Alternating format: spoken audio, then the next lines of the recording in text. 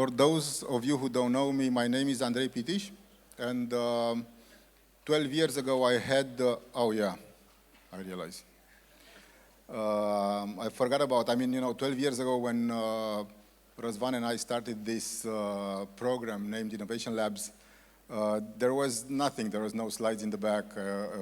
Students knew us and there were a lot fewer students. 12 years ago, there were no VCs in Romania, pretty much, no zero-day VCs. There were a few VCs, but not zero-day. There were very little angels, very few startups, very few of them started by students. And, when we started this, we started with the ambition to build a innovation, entrepreneurship, and product culture in Romania. We started probably with different visions, Răzvan and I think this is the magic that every team has, where it has different members that have different visions, and then combined, they bring a vision that is greater than every one of them at that time. And I'm doing this in English, and I'm a little bit nervous, which is uncharacteristic for me, because it's been 12 years, and I'm no longer a very operational part of this program.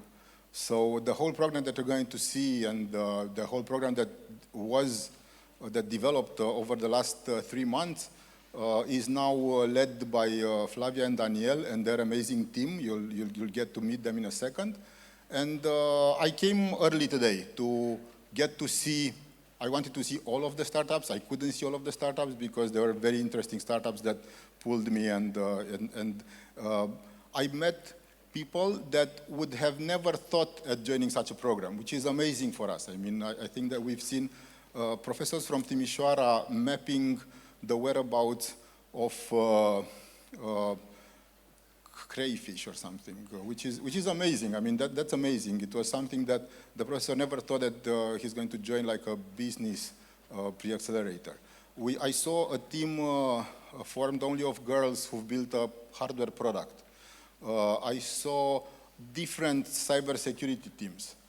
And I look in the room and I see 3 or 4 venture capital funds in the room. I see 10 or 12 or even 15 big companies who are interested in participating in the innovation. I see, welcome the ambassador of the United States here, and the rector of Polytechnic University, who's been with us the whole time, from the start, and representatives from every part of the ecosystem. And that's amazing, and I'm very thankful to see all of you in the room. I'm hoping that you're gonna watch a very interesting demo day, and I don't know, I think it's a great day to be alive in Bucharest and to be witnessing such an explosive growth of innovation and entrepreneurship among our students. And not only, I saw a team of high school students that were very, very amazing. So with that, I will introduce your hosts for tonight. Flavia, in your applause, Flavia and Octavian. They are actually the MCs. I used to be MC for probably 10 years, and now I pass the baton. Thank you very much. Thank you, Andrei. Thank you, Andrei. And please sit for a picture, because that's the... I'll go this way. Perfect. That's the first... Or that, yeah. Cool. Good one. Thank you, Andrei, and thank you for being so inspiring, not only for me, but I think for the whole ecosystem. All good? Cool. Let's now switch places. Yeah. I think that's the right one for the next slide. Good. We're doing the wedding dance at the beginning, right? Exactly. That's what we are doing. So welcome all to the 12th edition of Innovation Labs, the end of it with the demo day, which is the most emotional event of it all. And that's because the 16 finalists will go on this stage together with us to present what they've been working on in the last 3 months, and not only. And yes, I'm Flavia Husar, co-founder Innovation Labs, and it's a pleasure to have Tavi Palade with me as my co-MC today. Thank you so much, Flavia, for the introduction. Thank you for having me here tonight. Thank you all for being here tonight, and of course, supporting innovation, those who innovate, all the teams that are going to come up on stage. And I want to make sure that you guys are ready to really support them. So I want to do a warm-up. Can I hear a big round of applause from you guys? Come on. Woo. That's good. Come on, keep it up. Long evening, but I promise you will like it. So stick up until the end. You'll see also that the agenda, or you saw from now, that we try to spike it up every year. Good. Yeah. So has it been 12 years for real? Because I remember the second Innovation Labs. I was in the audience. I was a journalist back there. And I can't believe I'm so old. But enough about me. Going back to record numbers, I'm pretty sure that you have some interesting figures that you want to share with us tonight. Exactly. We have a lot of numbers, and we wanted to put them out there for you to see. You don't need to remember them all, because they're not simple numbers. We come up to 3 digits. So 12 years of growth, and we had 4 hackathons this year, and we gathered a record number of participants all across the country. There were like 891 teams, participants, in 288 teams, and they registered this year to pitch their ideas for the hackathons. And that means there were 288 potentially disruptive business ideas that you had to sift through to get them to? To get them to the next period of mentoring, where we got with 85 teams. And those were 85 teams mentored in the program this year in the 4 centers of Innovation Labs. And 48 of those built an MVP and got to the semifinals. And now, out of the 48, because we have this funnel, 16 got on this stage, and we congratulate them. And yeah, we'll meet them today. So I know that you had 63 workshops in 10 weeks. Like, exactly. The math isn't mathing. For me, it's more than 6 workshops per week. What are the topics that you debated with these teams? Yes, it's a huge number, and I said this is not 3 digits, but we're looking forward to get to the 3 digits on workshops as well. But we have at least 3 workshops per week in Bucharest, and the rest of them are in Cluj, Iași, and Timișoara. And we also do online workshops for the ones that are not locally positioned in Bucharest or our centers. So that's the math on that. And yeah, we did that for 85 teams, so we need to split so that we invest in them. And like the topics, also Andrei said about product, we focused a lot on the product side of it all, because we need to grow products inside. So topics such as customer development, user experience, and competitive analysis, business models. That is some of the topics that we touched base. That's quite a layered cake of knowledge, business knowledge and tech knowledge also. But I know that you handled the inspirational aspects of it as well with your program called Unplugged Sessions, where you bring people who have had successful businesses for a long time, who have a lot of knowledge to share in order to inspire these teams. And I think it's such a great combination of valuable information that they could implement right there and there, and something to look up to in the future. Yeah. That's an amazing thing you've done, and I'm sure that everyone here is very excited to meet these 16 teams. But before we pull out the starting pistol and leave these teams to race towards innovation, We have some of these inspiring people with us tonight here, and we would like to invite them on stage, say a few words, because they're very important to both Innovation Labs as a program, to the startup community as a whole, and especially to the teams that will be demoing their products tonight here. So, without further ado, I'd like to introduce our first guest for the evening. You know him. You were positively impacted by him, for sure.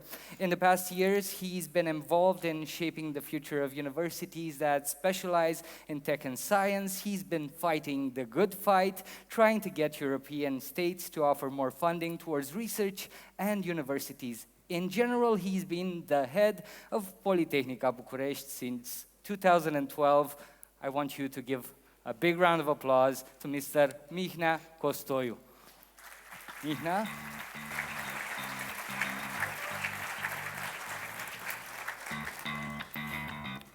Welcome, Mihnea. Thank you so much for being here tonight. Thank you. I need to offer you this now. So it's, I think there, yes. No, you can also take that one if you want. You are at home, so you can do that. But the next of the speakers we're going to invite at the center. I prefer here. Thank you so much for this opportunity. Ladies and gentlemen, welcome to Politehnica. It's a great pleasure to have also in this year in this special event. And I prefer to split my speech in Romanian languages, in English, because we have a very special guest today. Thank you so much, Ambassador, for your presence. The Embassy of the United States, it's a friend and partnership of this event and our university for long term. And thank you so much also the member of different embassy, Israeli embassy, also the partners of our university and event for long term, and also other member of the diplomatic corps. Thank you so much. Aș vrea să mulțumesc foarte mult înainte de a vorbi despre eveniment unor alți oaspeți care sunt astăzi alături de noi și cărora le mulțumesc pentru prezența în această seară, și anume colegii noștri care vin de la Universitatea Tehnică din Moldova. Domnilor prorectori, bine ați venit, vă rog să-i aplaudăm.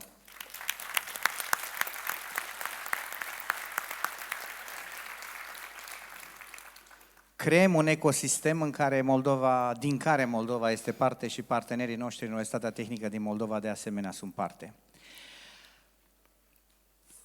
12 years ago, we start with Andrei and Răzvan this event, and first discussion, it's with Răzvan. After this, it's coming Andrei, and tell me, this is our history.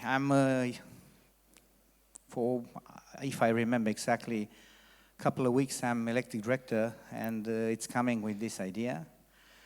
And I say, yes, it's a very good idea, but you believe in this. Our dream, Andrei said, our dream is to have in Romania many millionaires. 100 million for one company is not too much, and we need in Romania minimum 10 companies like this. Now Andrei speak about 1,000. And this dream, one part of this dream is the Innovation Lab. And I want to thank you so much for what's happened here and what's happened now, not only in our university, we start here. First, I talk couple of minutes with Răzvan. The first winner is now professor in our university, no? Sorry. And I speak too much. Yes, Răzvan, I'm sorry. And it's very important because now Innovation Lab, it's an ecosystem around, for many universities, not all university. It's now an event in Romania. And we are ready to prepare, not only in our university, but across the university with very good partners. The next step in this dream, the next step is to create a big ecosystem, open innovation ecosystem with academia, with SMEs, with partners, with industrial partners, and to offer space for transform the idea in the product or services around the university here in Bucharest. Thank you so much. and good luck. I'm very interested about the decision of the jury and about the presentation, and I stay in this day all the night with you. Thank you so much and welcome. Good luck. Thank you. Thank you so much. To take a picture with you. Thank you. Good. Thank you so much on behalf of Innovation Labs and, of course, the startup community that you've helped shape over the years. Thank you. Where's the birdie? There it is. Good. Cool. So I think we're fine. Thank you, you. Mignea. So next, we have the honor to invite a very special guest representing the Embassy of the United States in Romania, a long-lasting partner of Innovation Labs and a strong supporter of entrepreneurship in Romania. She has devoted most of her 38-year career to the European region and has extensive management experience and the ability to lead large intra-agency teams as well as policy-oriented offices. I invite on stage Her Excellency, Madam Kathleen Kavalek, United States Ambassador to Romania. Please applause.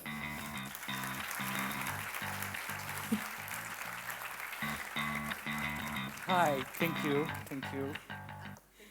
Thank you. Thank you. Thank you. Yes, if that's okay for you.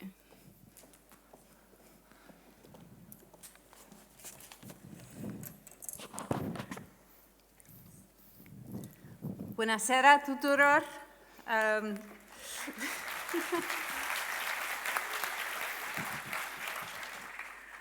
Domnule rector Costoi, distinți judecători, antreprenori, inovatori și invitați, vă mulțumim pentru invitația de a vă alătura astăzi la Innovation Labs Demo Day 2024. Sunt încântată să asist direct la inovația incredibilă și spiritul antreprenorial care definesc acest eveniment. Inovația și antreprenoriatul sunt componenta vitală a creșterii economice. And now, because you've told me the event's in English, I'll switch to English. But I wanted to try out my Romanian on you and see if you could understand it before.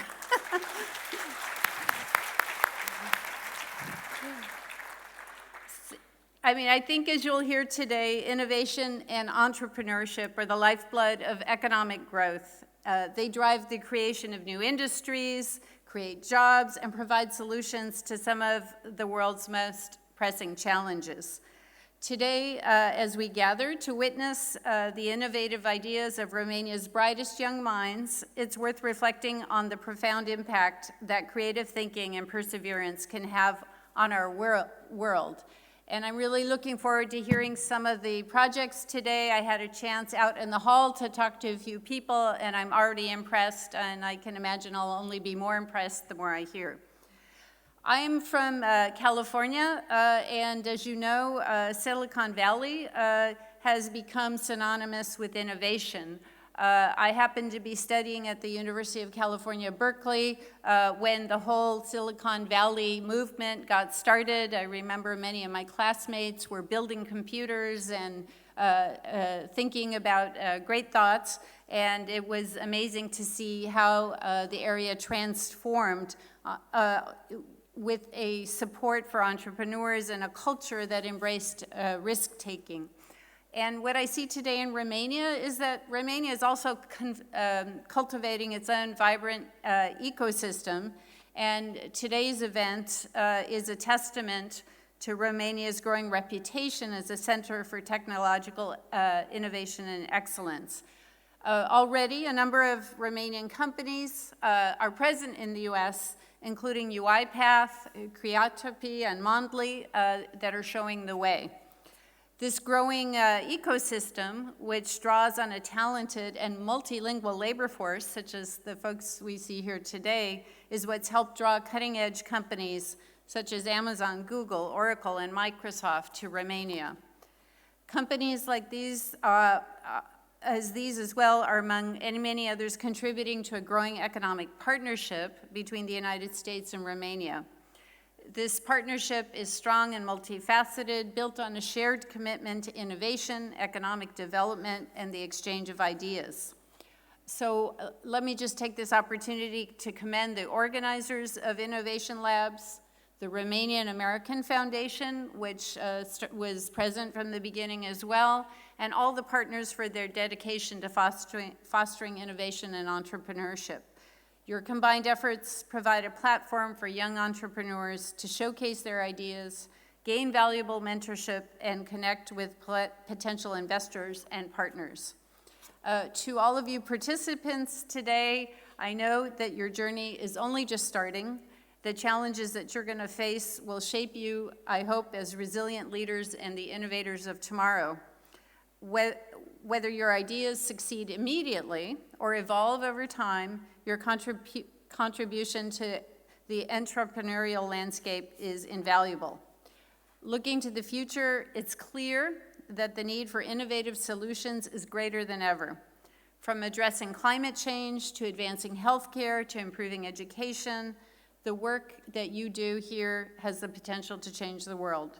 So let me close by just extending my heartfelt congratulations to all the finalists and participants in this year's demo day. Your creativity, dedication, and hard work is truly inspiring. Felicitar tuturor. Thank you a lot for the support and looking forward to get where and your English the model was exceptional, by the way. Cool. Just a second, so we could take a picture. Yeah, let's see. Here we go.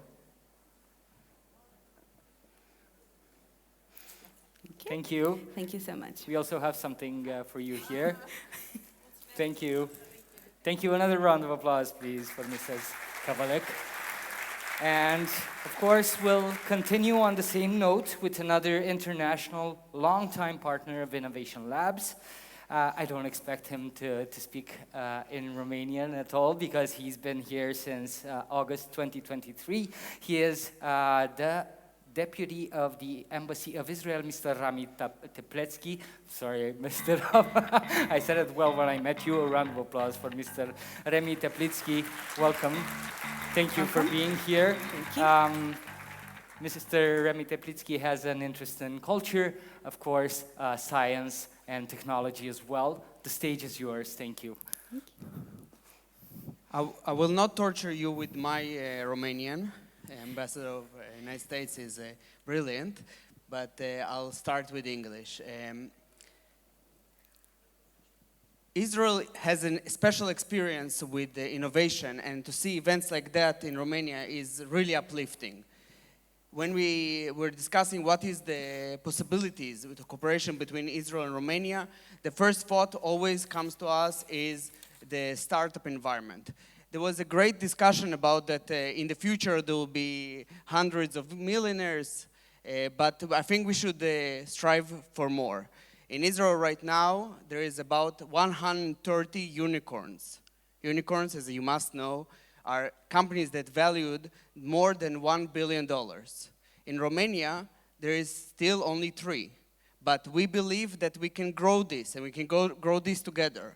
This year, Israel and Romania are starting together a project that is an acceleration for startups that are already getting track, that will cooperate with Israeli startups to grow and maybe one day get to a status of unicorns. We really believe it's possible because we see in Romania what Israel was only a few years ago, and we know how fast this growth can happen. I look at you and I say, maybe in this room sitting not only tens of millionaires, but tens of billionaires. And I wish that these kind of events will continue to promote this vision, and I believe it is possible together with the cooperation with us, with the United States and other countries. Thank you so much. Thank you so much. Thank you so much for your inspiring speech. May it come true. May you all become millionaires. And thank you for your continued support. Thank you. Let's get a picture. Yeah. Yeah. We can sit wherever. Here, there, wherever. Thank you. Thank you. Good. We move back to presenting a bit what this year was about, but also what the history of Innovation Labs is about. So this year marks the 12 years of Innovation Labs and almost 2 years since our celebratory gala for the 10 years. So yeah, we would like to walk again through with you through our community achievements. Okay. And there were huge numbers. We have some big numbers on screen. Yeah, exactly. Again, we have some huge numbers. Okay, they're not big. Highlight. They're not huge. I think they're tremendous because you've had 48 hackathons, about 30 hours each. That's a whole lot of work. It's hundreds of young people. I'm sorry, thousands of young people. Let me thousands be precise. Thousands of millionaires, millionaires. Yeah, 5,182 potential millionaires, hopefully billionaires, fingers crossed. That's an absolutely amazing endeavor. They were all divided into 1,754 teams. Incredible. That's tremendous. Congratulations up to this point, okay? Because I can't even imagine what's going to go beyond this year's event. We actually grow every year, and we ask ourselves, where are we going to keep all of our events in the future? So if you're planning to build a venue, look at these numbers. So we need to fit more and more people and teach more and more people about product innovation and how to build it in Romania. And yeah, we had 85 teams in the program out of the 688, so 688 that we mentored through our whole program in the 12 years. And at the end, we had 398 MVPs. So that's almost 400 teams making their way out of Innovation Labs, basically 400 businesses that you've helped grow. But I think it's important to take the attention and throw it onto you, the guys at Innovation Labs, because you're a startup in yourselves, and you helped create so many so far, so congratulations for that. I think you're doing such an awesome job with such a small team. I think I've met them all in the past 2 days, right? I've met everyone, I can count them on my fingers. So tell me, has it been difficult? Yeah, so I think we all like to call ourselves a startup because we do the same as a startup. We're a small team, we wear different hats, and we have all our hobby jobs, actually. So I also have a hobby job, which is my full-time job on the side from Innovation Labs, and that's focused on product. And that's the team behind Innovation Labs. And what we are trying to build is this bridge between ideas and the resources to make it happen. And we do hope that we are doing this for everyone in the community. Speaking of community, you know, there's that saying that it takes a village to raise a child. It takes this whole community to raise a business. And I'm thinking you have partners from maybe the academia, from the private sector. Yeah, we're going to go through those as well in more detail, but just to sum it up, because these are also, they're not such big numbers, but we take pride in it. And we have 4 organizing teams just to run the program locally in all of the 4 centers of Innovation Labs. We have 19 academic partners, so 19 universities that are partnered with Innovation Labs to drive this educational part. We have 3 strategic partners that help us shape the program every year and adapt and prototype. And we have, of course, 6 main partners and 15 local partners from the private sector that fuel this innovation process that we and the teams go through. But this community it's a living organism, right? So you're expecting to gain more support, more traction over the years. And I'm guessing you're looking for partners. Yeah, we're continuously looking for partners. So that's an open invitation to every one of you. Okay, so you've heard Flavia. Step right up if you want to support Innovation Labs and you want to support innovation and the businesses of tomorrow. You know what they say in Romanian teleshopping. I want the phone to ring. Come on. give Flavia. So you need to buy the innovation of tomorrow. You should have put a contact email there or something. Yes. You could just find her after the event. Yes. And put your money where your support should be. Yes, definitely. Good. And in case you weren't sure, everyone of here and everyone that is online, because we have also the event live, you are Innovation Labs and you are the future. So we'll be calling back on you as well to support the next innovators.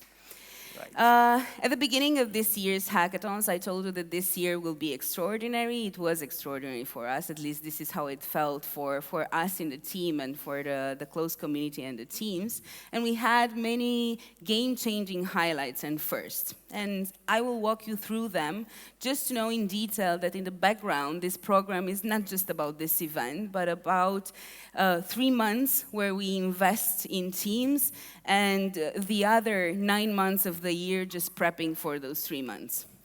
But going on to the new announcements, you've announced a strategic partnership with the guys at Early Game Ventures, who are putting their money where future businesses will be, right? They're the ones that are going to support one lucky startup tonight with 500,000 euros investment. So congratulations for that. That is a huge win and for congratulations both you for them. And for them, and of course for the team that will win that investment. Exactly. We'll find out this at the end of this event, and we'll be looking forward to the feedback from Early Game Ventures. They are a strategic partner, so we will shape the program so that we adjust and align to the needs that we have to make more teams investable and ready and eager to get the investment.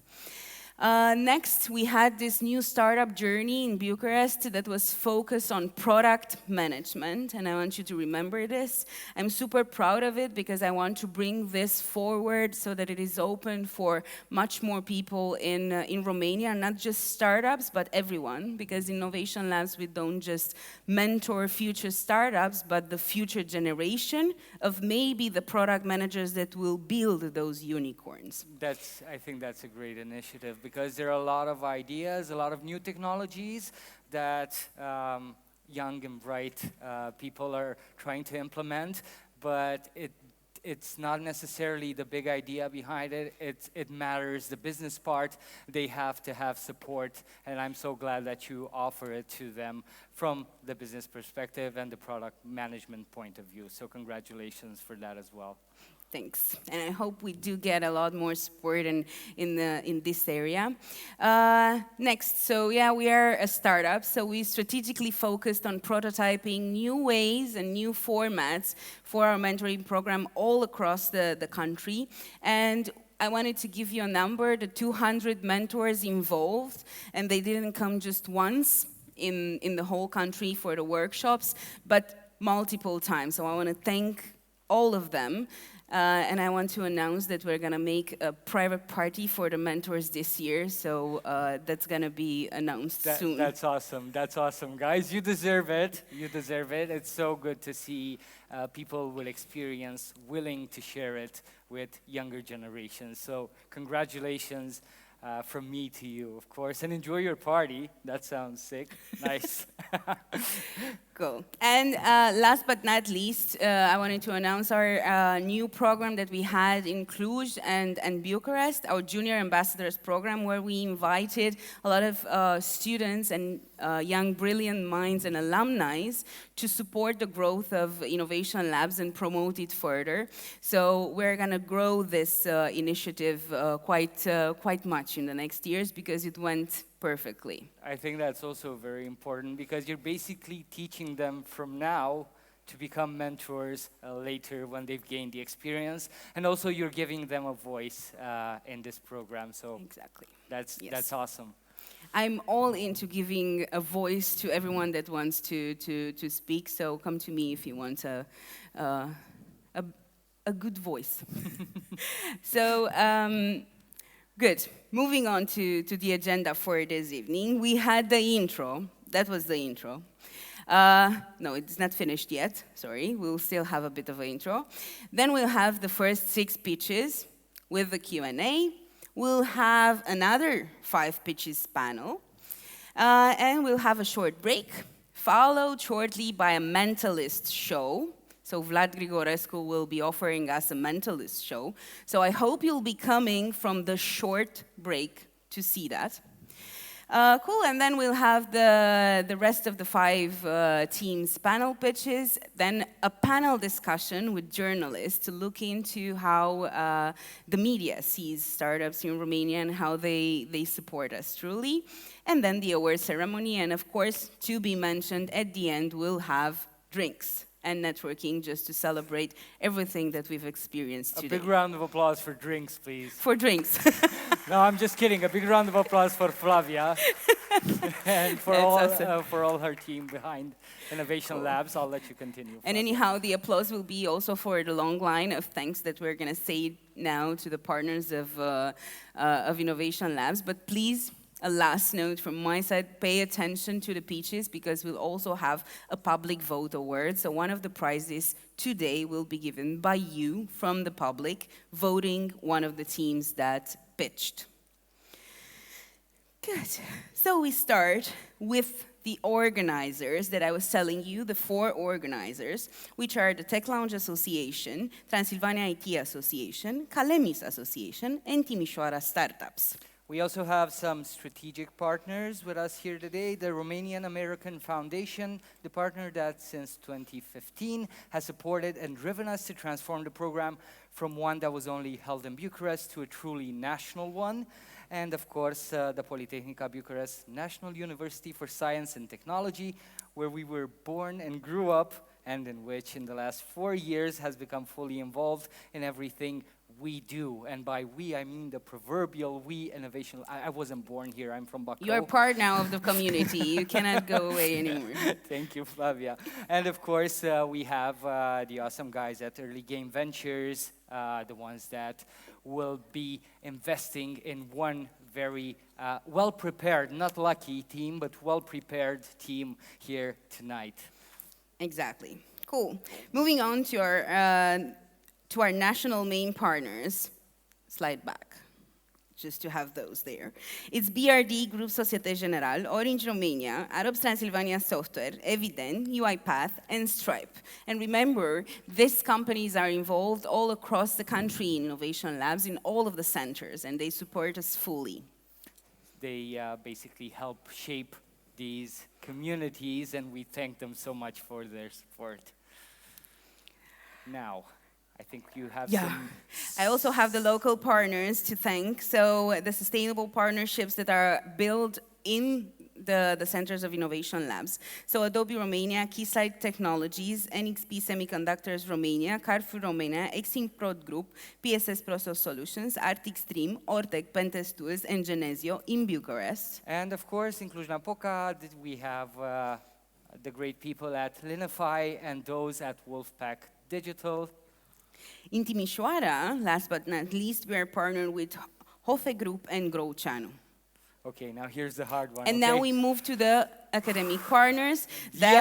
Partners, we have 19 partner universities in the program, and I'm going to list all of them. First of all, of course, Politehnica Bucharest National University for Science and Technology, University of Bucharest, Carol Davila University of Medicine and Pharmacy of Bucharest, University of Agronomic Sciences and Veterinary Medicine of Bucharest, Bucharest University of Economic Studies, Transylvania University of Brașov, Lucian Blaga University of Sibiu, Ovidius University of Constanța, Babeș-Bolyai University of Cluj-Napoca, Technical University of Cluj-Napoca, Iuliu Hațeganu University of Medicine and Pharmacy of Cluj-Napoca, University of Agricultural Sciences and Veterinary... No, it's okay. Veterinary. Maybe an applause for David to recover from all of the universities. that gave me a chance to breathe. Thank you. So, University of Agricultural Sciences and Veterinary Medicine of Cluj-Napoca, nailed it. Perfect. Alexandru Ioan Cuza University of Iași, Gheorghe Asaki Technical University of Iași, Ștefan cel Mare University of Suceava, Politehnica University of Timișoara, West University of Timișoara, University of Oradea, University of Life Sciences, King Mihai the First of Timișoara. Oh my God. So, are there any other universities that you have not partnered with? Because I think will see it coming. Maybe next year we'll have 20, so you'll need to stick up until the end to hear the 20th. So, yeah. Okay. I think I'm going to need a 5-minute break next year if I'm going to be here on stage and there are more than I think we're 90. going to switch the... But next, as an institutional partner, we have UFICRI, and we are a member of CCI, Française and Romanie, French Chamber of Commerce, AmCham, and AmCham. And of course, the logistical partners, Toro Advertisement, Comoder, Aqua Carpatica, Secretul Bunicii, Berio, Magnolia, Poem Chocolat, Crama Darabont, Fresco Jugo, media partners, Characteristic, community partners, a lot of NGOs as community partners. Thank you for not making me read that whole list because I'm guessing it's a long list. Yes. But thanks to the NGOs supporting Innovation Labs, of course, we're very thankful to them and proud to be their partners. Definitely. Right. Good. Next. The teams will present today in front of a top jury of partners and friends of Innovation Labs from the ecosystem, and we want to go through them a bit so that you know them all when, you get the winners at the end, you know who voted. Okay, so I'm going to start off. From the world of cybersecurity, we have Adrian Fortuna, founder and CEO at Pentest Tools. It could help a bit of applause after each one. After each one? Yeah. Maybe after a batch. Okay. Let them keep their spirits up, good. And I want them to go home with swollen palms. Okay. It's a good sign after the event. Okay, specialized in transforming authentic ideas into successful and scalable products, Alexandru Bogdan, co-founder and co-CEO at Linify. Good. Keeping an eye on the future from an energy point of view, we have Angelos Funtulakis, channel sales manager at Eximprod Group. You're doing great, thank you so much. You're wonderful. Developing better tools for developers, we have Bogdan Râpă, co-founder and CPO at Genesio. Caring for innovation in retail, Cosmin Dobre, IT director, digital platforms at Carrefour Romania. Always looking for the next big, I got you hyped up now. You can clap too if you want. Yeah, definitely. Always looking for the next big thing to invest in. Cosmin Kishore, partner at Gapminder. Early and eager to spot world-changing ideas, we have Cristian Munteanu, founder and managing partner at Early Game Ventures.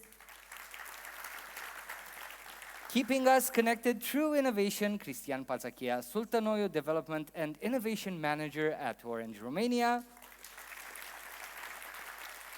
Assisting in the search for Romania's next unicorn, we have Diana Olar, Global Lead Commercial Partner Programs at Google. And of course, keeping e-commerce up to speed with innovation, we have Doina Vulceanu, Marketing Director at Content Speed.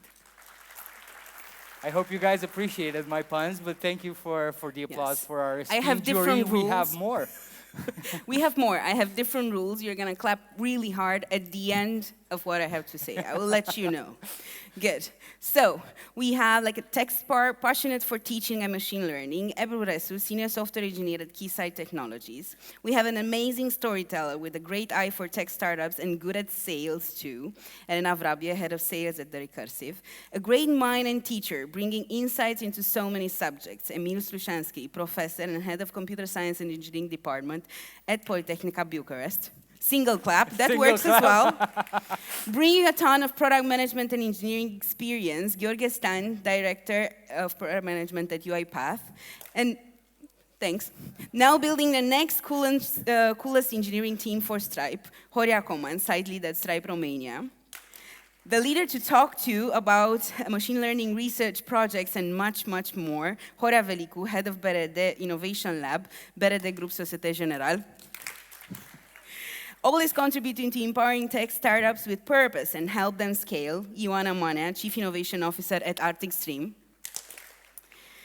Motivated to improve healthcare through startup mindset and startups healthcare, Ion Petrovai, Director of Innovation and co-founder at Freshblood. An experienced general manager that brings on a history working in ITC, Liviu Ionescu, General Manager at PSS ProSoft Solutions.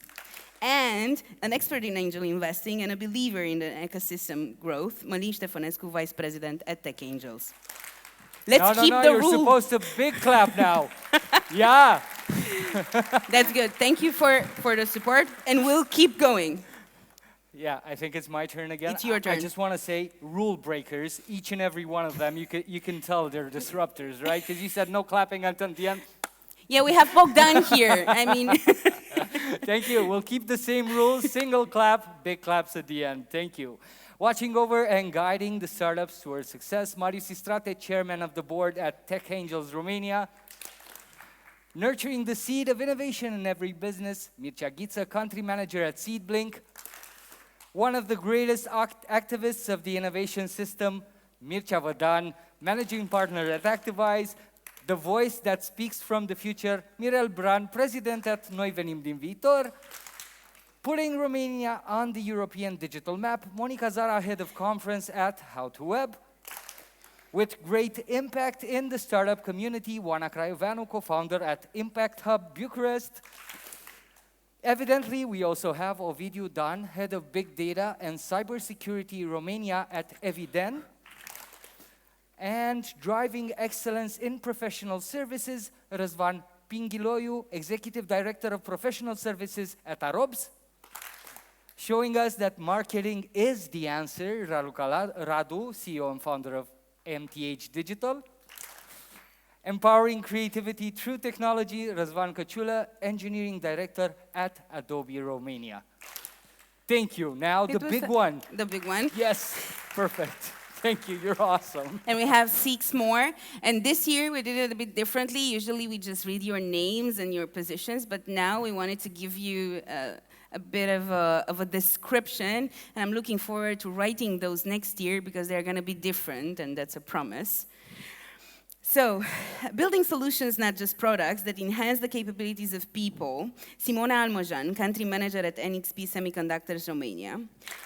Focused on data-driven decisions that drive customer success, Sabi Balas, VP Customer Success Energy Europe Ortec.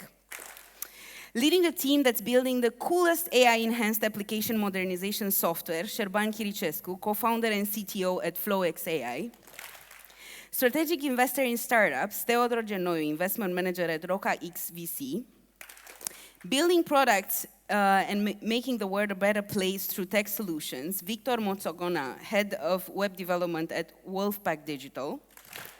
And a born entrepreneur legend and our co-founder, Vladimir Oane, founder at DeepStash. No, come on. Yeah. Thank you, dear jurors.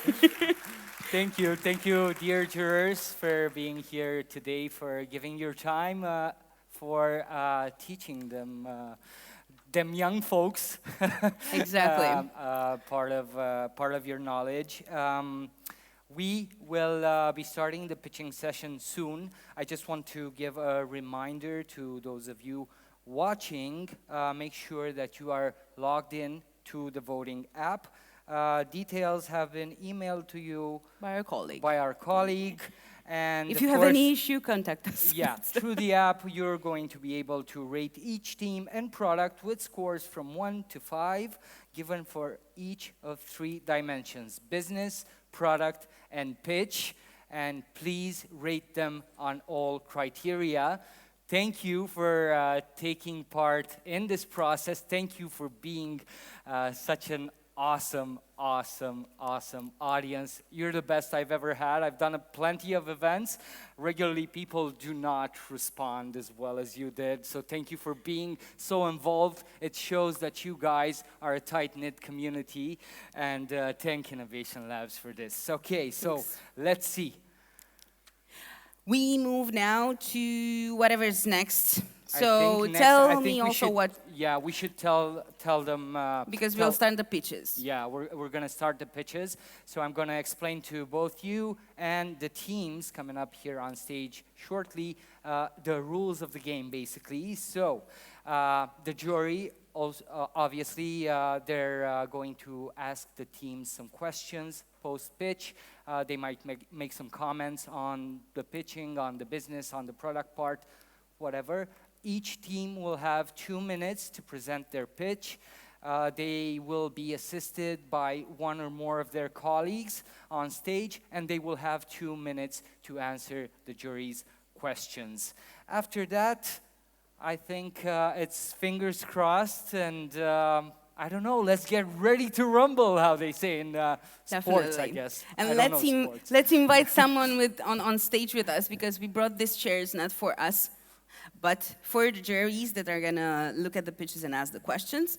And the first jury that we invite on stage for the jury panel is a friend of the program and a well-known business angel and growth advisor. He also joined us for the first Unplugged session of this year.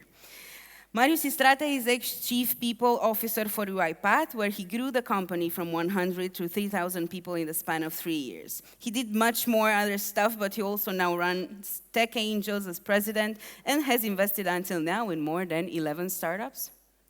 21, sorry. 21. Thank you. Cool. Good. Thank you. Our next member of the jury is Oana Craioveanu, co-founder at Impact Hub. And Oana supports the entrepreneurial ecosystem by building a network of professionals and stakeholders to work together in driving the startup innovation to another stage. Big round of applause for Oana. Oana, thank you for being here with us tonight. The next jury is the director of product management working for one of our main partners and well-known first Romanian unicorn and later on decacorn, UiPath. Over 5 years ago, Gheorghe Stan joined the product management team at UiPath, bringing with him over 20 years of engineering experience. Today, he leads as director of the team responsible for UI automation within the UiPath Studio platform, where his team automates any application with a user interface. And of course, you can build a great product without great engineers. And our next jury member on stage is exactly that. He is Horia Coman, site lead at Stripe Romania. Welcome. Big round of applause. Horia has been a professional engineer for about 10 years, transitioning into a managerial role for the past 4. A lot of information to share with the teams now. Thank you so much for being here, guys. Thanks again. Good. And now that we also have the juries, I hope that the microphones will work this year. Last year we had a tiny issue, if you were here. We can move here so that we are ready to invite the teams. Yeah, we're getting ready to meet the first batch of innovators that will be offering their best performances here on stage tonight. We are starting with the digital health and lifestyle track. And the teams in this track are Sensera, EasyMem, Briny, Brainfill, We Reload, Rhythm Touch. Big round of applause. Good. And good luck, guys. So, it is always very difficult to be the first team presenting on stage, but it's also a relief. That's also what the first team of this evening is bringing to patients in need. Say hello to the future of physical therapy provided by Sensera. More about it in the pitch by Mihai Bogdan Deaconu, together with Răzvan Bocra.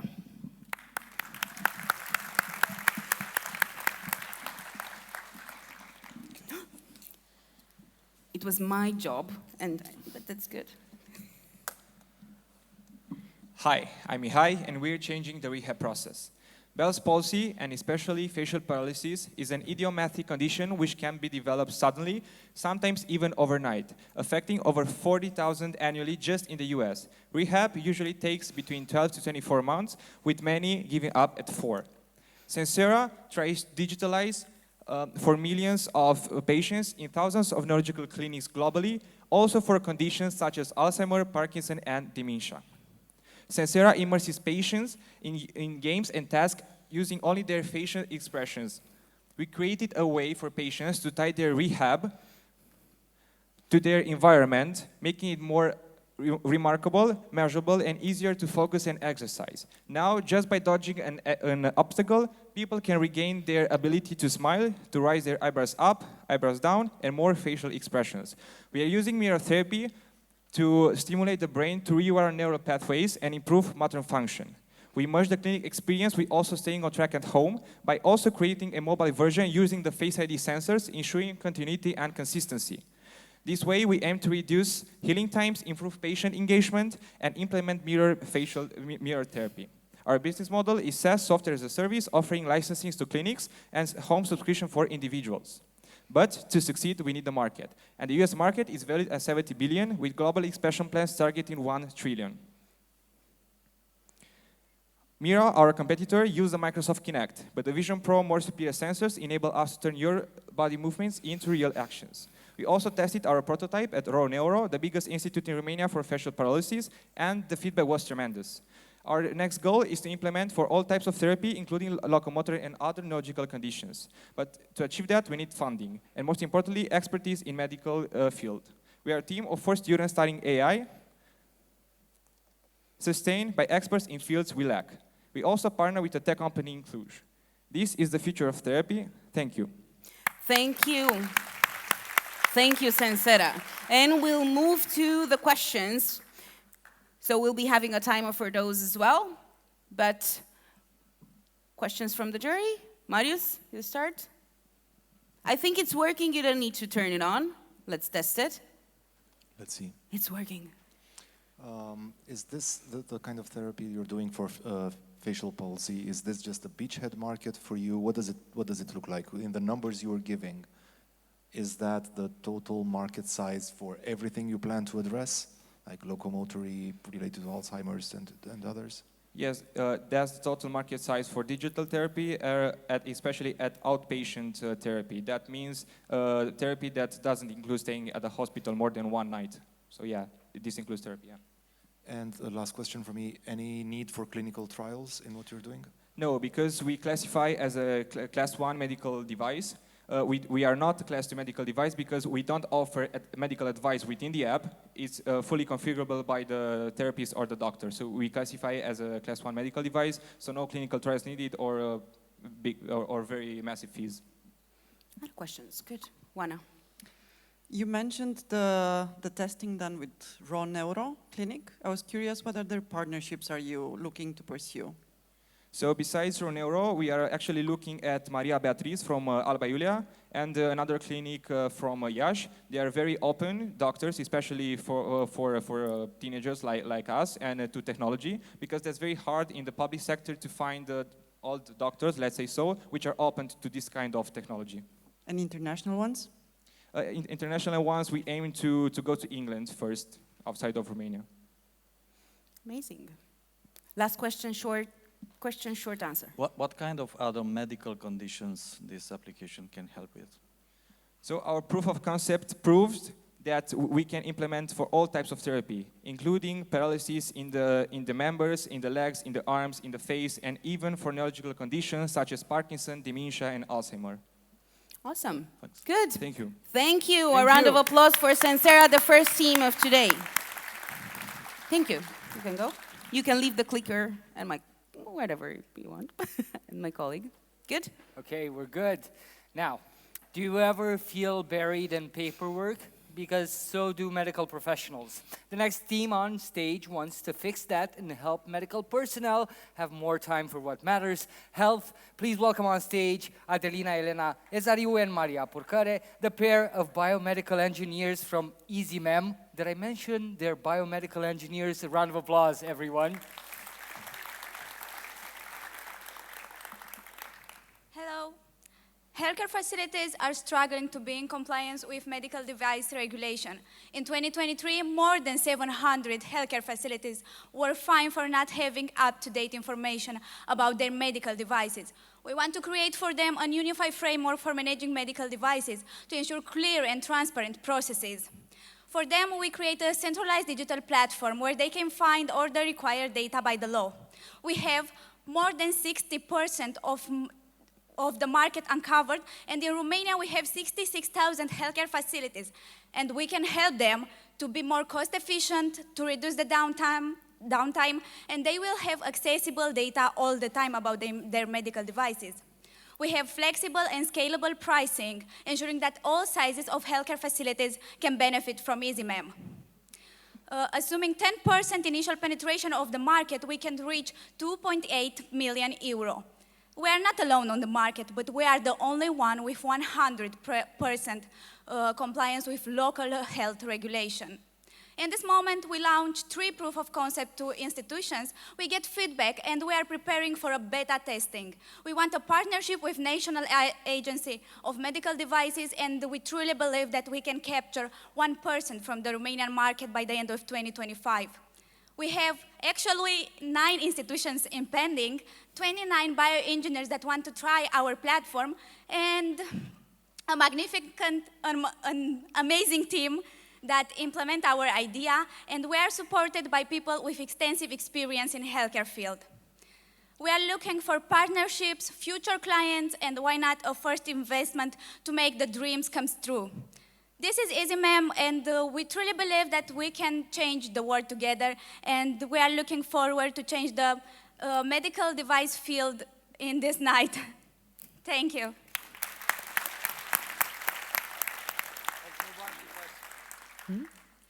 We can move on to the questions. Thank you.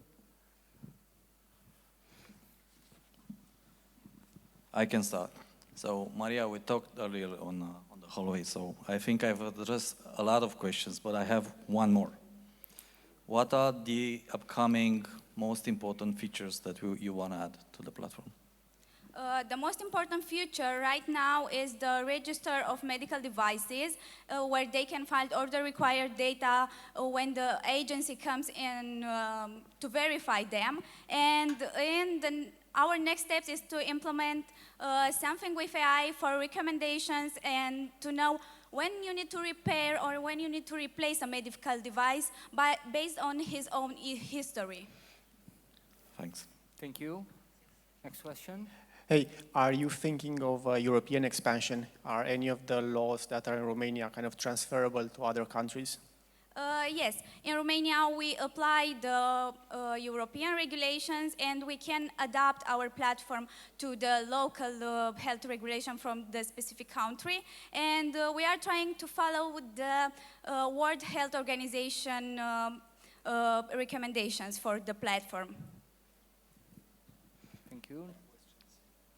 No, I think it was, don't worry, the guys are turning it on. Yeah, 2 questions packed in one.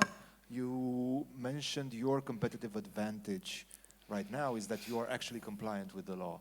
Does that mean that the 32% of health institutions using other solutions are not compliant with the law? They are working with some solutions that are for factories, not for medical field, and this platform don't help them to be in compliance with the regulations. So they are in compliance, but not to 100% with these platforms for manufacturing. Just one short comment, Juana. How are you going to use the funding? We will use the funding for accelerating the development, for marketing, and for the cybersecurity, because this is an important step to have a secure platform. Thank you. Thank you so much, Adelina and Maria. Awesome. Easy, ma'am. Thank you. Amazing. Thank you, ladies. I met the next speaker at one of the first workshops from this year's program in Innovation Labs, and I was genuinely but positively surprised when I found out his story. Even if very condensed, the team behind Brini incorporates 50 years of combined professional experience and millions of euro in generated revenue. Eager to listen to the pitch of Brini, one of the devices I will buy for my home as soon as it launches, delivered by Andrei Dragoș Pătrașcu, together with Adrian Anton.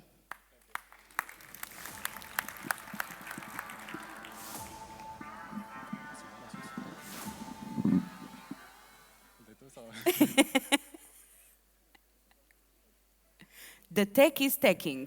No, it actually looks like they're in a band or something. It's yeah. Good. Picture Ready? this. Your kid may be needing medication every season, or your parents may be struggling to breathe properly. Unfortunately, this is the reality. The day-to-day life for roughly 1 billion people around the globe, 1 billion people which are suffering from respiratory ailments. We're Brini, and we enable every person to breathe better through our patent-pending saline aerosol generation technology. That's shown an increased efficiency of 180% compared to well-sold products on the international market. Currently, there's no solution that delivers the proper response to those issues. You either get an ineffective device that sounds like a chainsaw, or you can go to a soul cave, but that's at least a 40-minute drive, or you can get an air purifier, but it doesn't generate saline aerosols. That's why we built Brini, to fill the void in the market and to deliver one of the main therapies in the proper manner, something that the market is requesting, but still not given. In terms of validation, we tested Brini with 20 individuals across various demographics, any of them reporting symptom improvement. Additionally, we just closed our pre-launch campaign and we onboarded more than 450 people that will back us in our Kickstarter campaign that will be live next month, led by the world-leading Kickstarter agency, TCF. As per the competition, we built Brini on top of other products' customers' pain points, as well as on the feedback gathered from our early users and backers, and managed to offer what every potential user would ever need or want. Our team has a combined professional experience of more than 50 years with more than 2 million euro generated in other ventures, deep expertise in software, hardware, and selling aerosols, and 6 other patents in other spaces. So, fellow respiratory assistants, join us in our mission to elevate respiratory health worldwide. Awesome. Thank you so much. We move to the questions. So, our attention towards the jury. Jorge, questions? Yeah, I'm curious, what was the revenue for 2023 fiscal year? For Brini, 0, because we are not launched yet. We are going to launch in Q3 this year. As I said, we are preparing the Kickstarter campaign. We already have 450 backers, which is a lot for a Kickstarter campaign in the pre-launch phase. So we'll launch this year, and we aim to sell at least 3,000 units. Hey, we spoke in the lobby. Tell us a bit about your sales channels and how do you plan to sell this thing long term? Yes, as I said in the hallway, we aim the B2B2C niche. So we are going to sell to retailers, and retailers are going to sell to their clients. That's the first channel, and the second channel would be our direct-to-consumer through our own means, meaning the online means. Just a curiosity, how was it possible for you? Congrats on the fact that your patent pending. What made that possible to be already at this stage? Yeah, hello.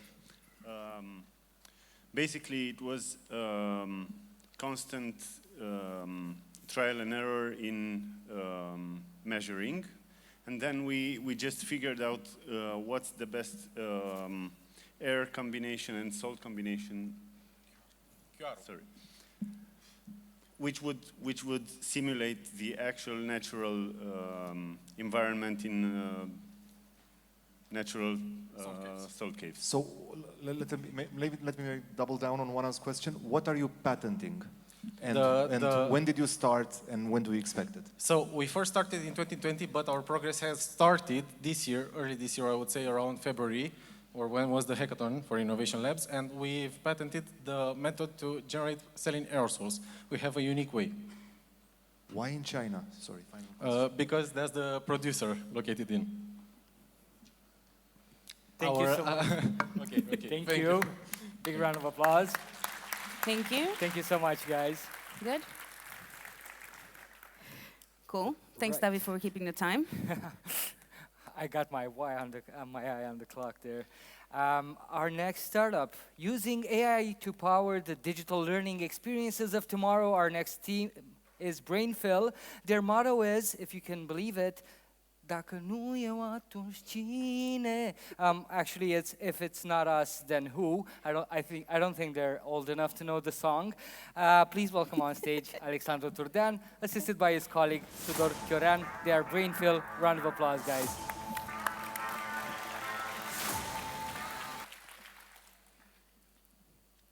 Most teenagers learn STEM subjects the same. They go to school, struggle to self-study at home, and ultimately seek a private tutor.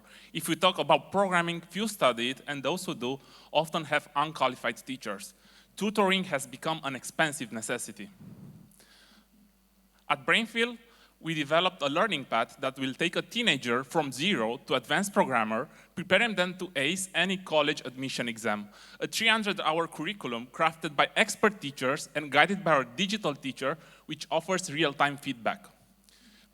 Romania's private tutoring market hits $500 million, while globally it exceeds 100 billion. By 2030, at Brainfield, we could address a market share worth $1 trillion.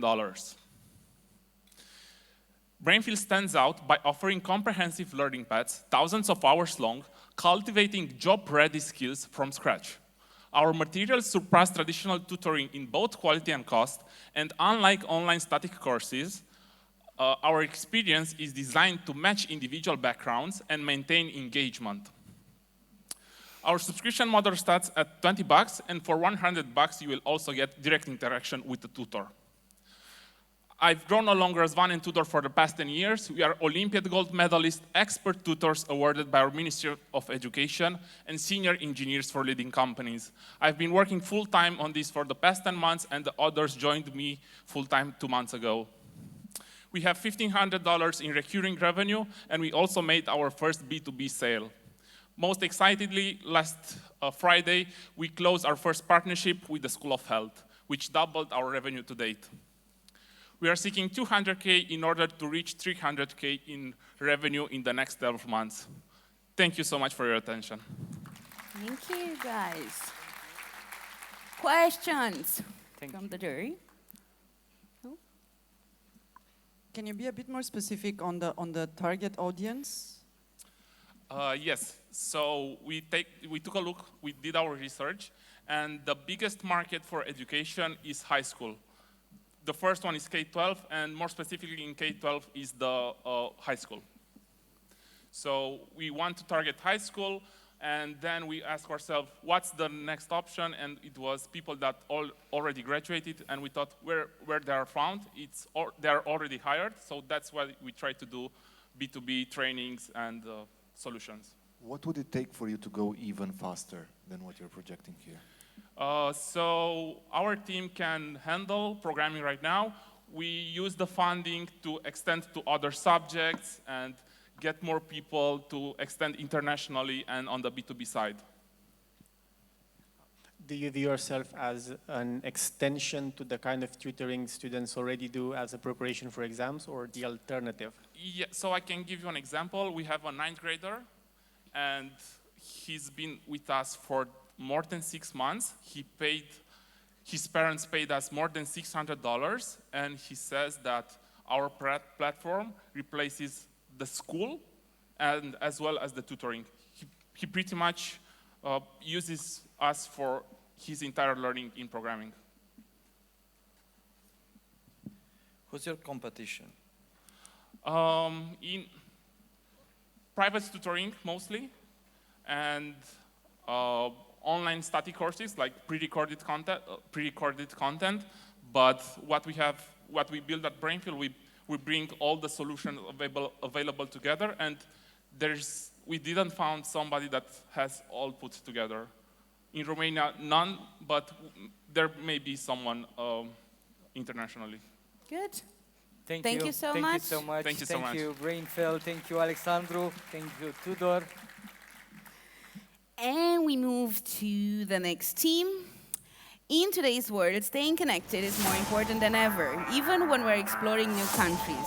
Even if the next speech will be about connectivity, since the team members are working remotely from Romania, Luxembourg, and Italy, one of the funny phrases that mark their collaboration is, "Can you hear me now?" Let's see if we can hear the team behind We Reload, with Alin pitching together with Alex. Hello, everyone. I'm pretty sure many of you today are part of this 1.5 billion people traveling every day annually in holidays, business, events, stuff like that. And I'm pretty sure majority of you, at least once they had an issue with their connectivity, internet, either poor roaming, no roaming, poor Wi-Fi, no Wi-Fi in the swimming pool, no. But it's okay, we are humans and we like to be connected with our friends and family, and we want to share memories and photos and so on.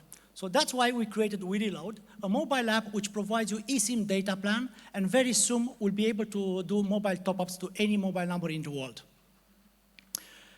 There is competition over there, but what we want to do is to put all the telecom products under the same umbrella, under the same app, We Reload.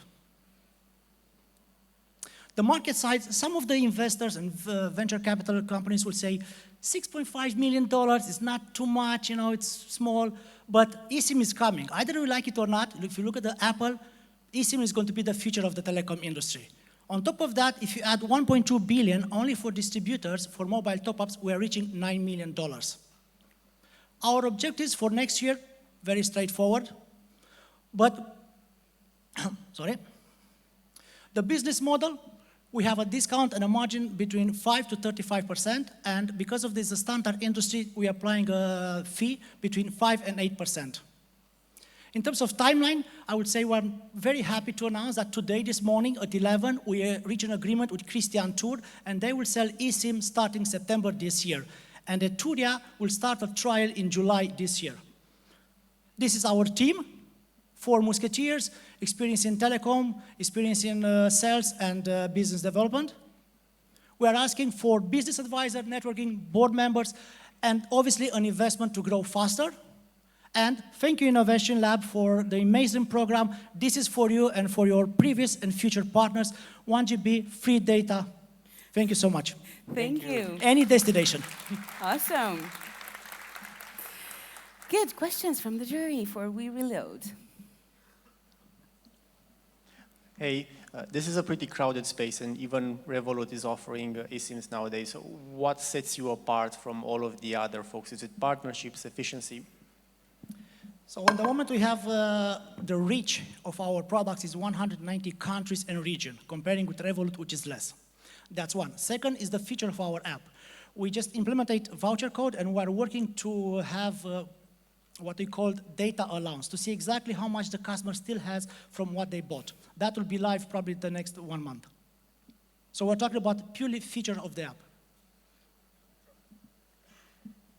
Good. Other questions? Yes, Kirker? Do you cover Madagascar? Yes, I showed you already. Next travel destination? Sure. Name it. What sort of unit economics do you have here? Sorry? What sort of unit economics do you have here? What's your cost of acquisition? Like, I imagine you're doing a lot of volume to make it up. There are 3 different buyers from where you can take the products, right? And again, something else which sets us apart from Revolut is that we have unlimited bundles as well in our platform. But to be honest with you, I think something will change in European Union. That's personal opinion, and I think it's from what the market will happen. In January this year, European Union said very clear, we need only 1 cable for USB Type-C. And I think the future is here. I think at some point, European Union, between 3 to 5 years moving forward, will say, we need only eSIM products in the European market telecom, right? If you look at the US, Apple is leading only eSIM devices. And I think this will happen in the European Union. And they will tackle like that, not only the know your customer, terrorism, money laundering, but also the environment. Because a SIM card, physical, you need chip, you need paper, cardboard, plastic, and fuel to distribute in the market.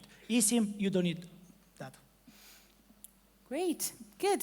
Time's up. Thank you so much, We Reload, and thanks to jury for the questions. That was great, thank you. Right, so rhythm is a dancer. No, I'm not going to sing that one as well. Rhythm is a dancer, but Rhythm Touch is the startup that wants to bring music to the hearing impaired. Let's welcome them on stage and give them some good vibes. Mariwara, Ioana, Catalina, and Yulia. And of course, they will be accompanied by Lavinia Kitsu, a sign language interpreter, which will make their pitch accessible to those in the audience with hearing impairments. Another big round of applause for these girls. Thank you. The stage is yours. Hi, how many of you listen to music? Music is so present into our lives. We dance to traditional music at weddings, cry over exes on Manelevek, and shower on the most random playlist.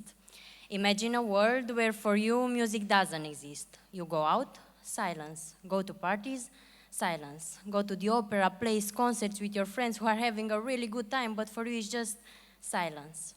This is the world in which people with hearing impairments live, excluded from cultural activities because for them it's silence. And silence, without subtitles, can be understood. But music should connect people, not separate them. And our solution is Rhythm Touch, a bracelet that converts music into vibrations. Currently, there are over 430 million people with hearing impairments worldwide, and in Romania, from a total of 30,000, 10,000 actively participate to cultural activities. We aim to reach them through social media, try-on events, and partnership with festivals. How's Rhythm Touch different?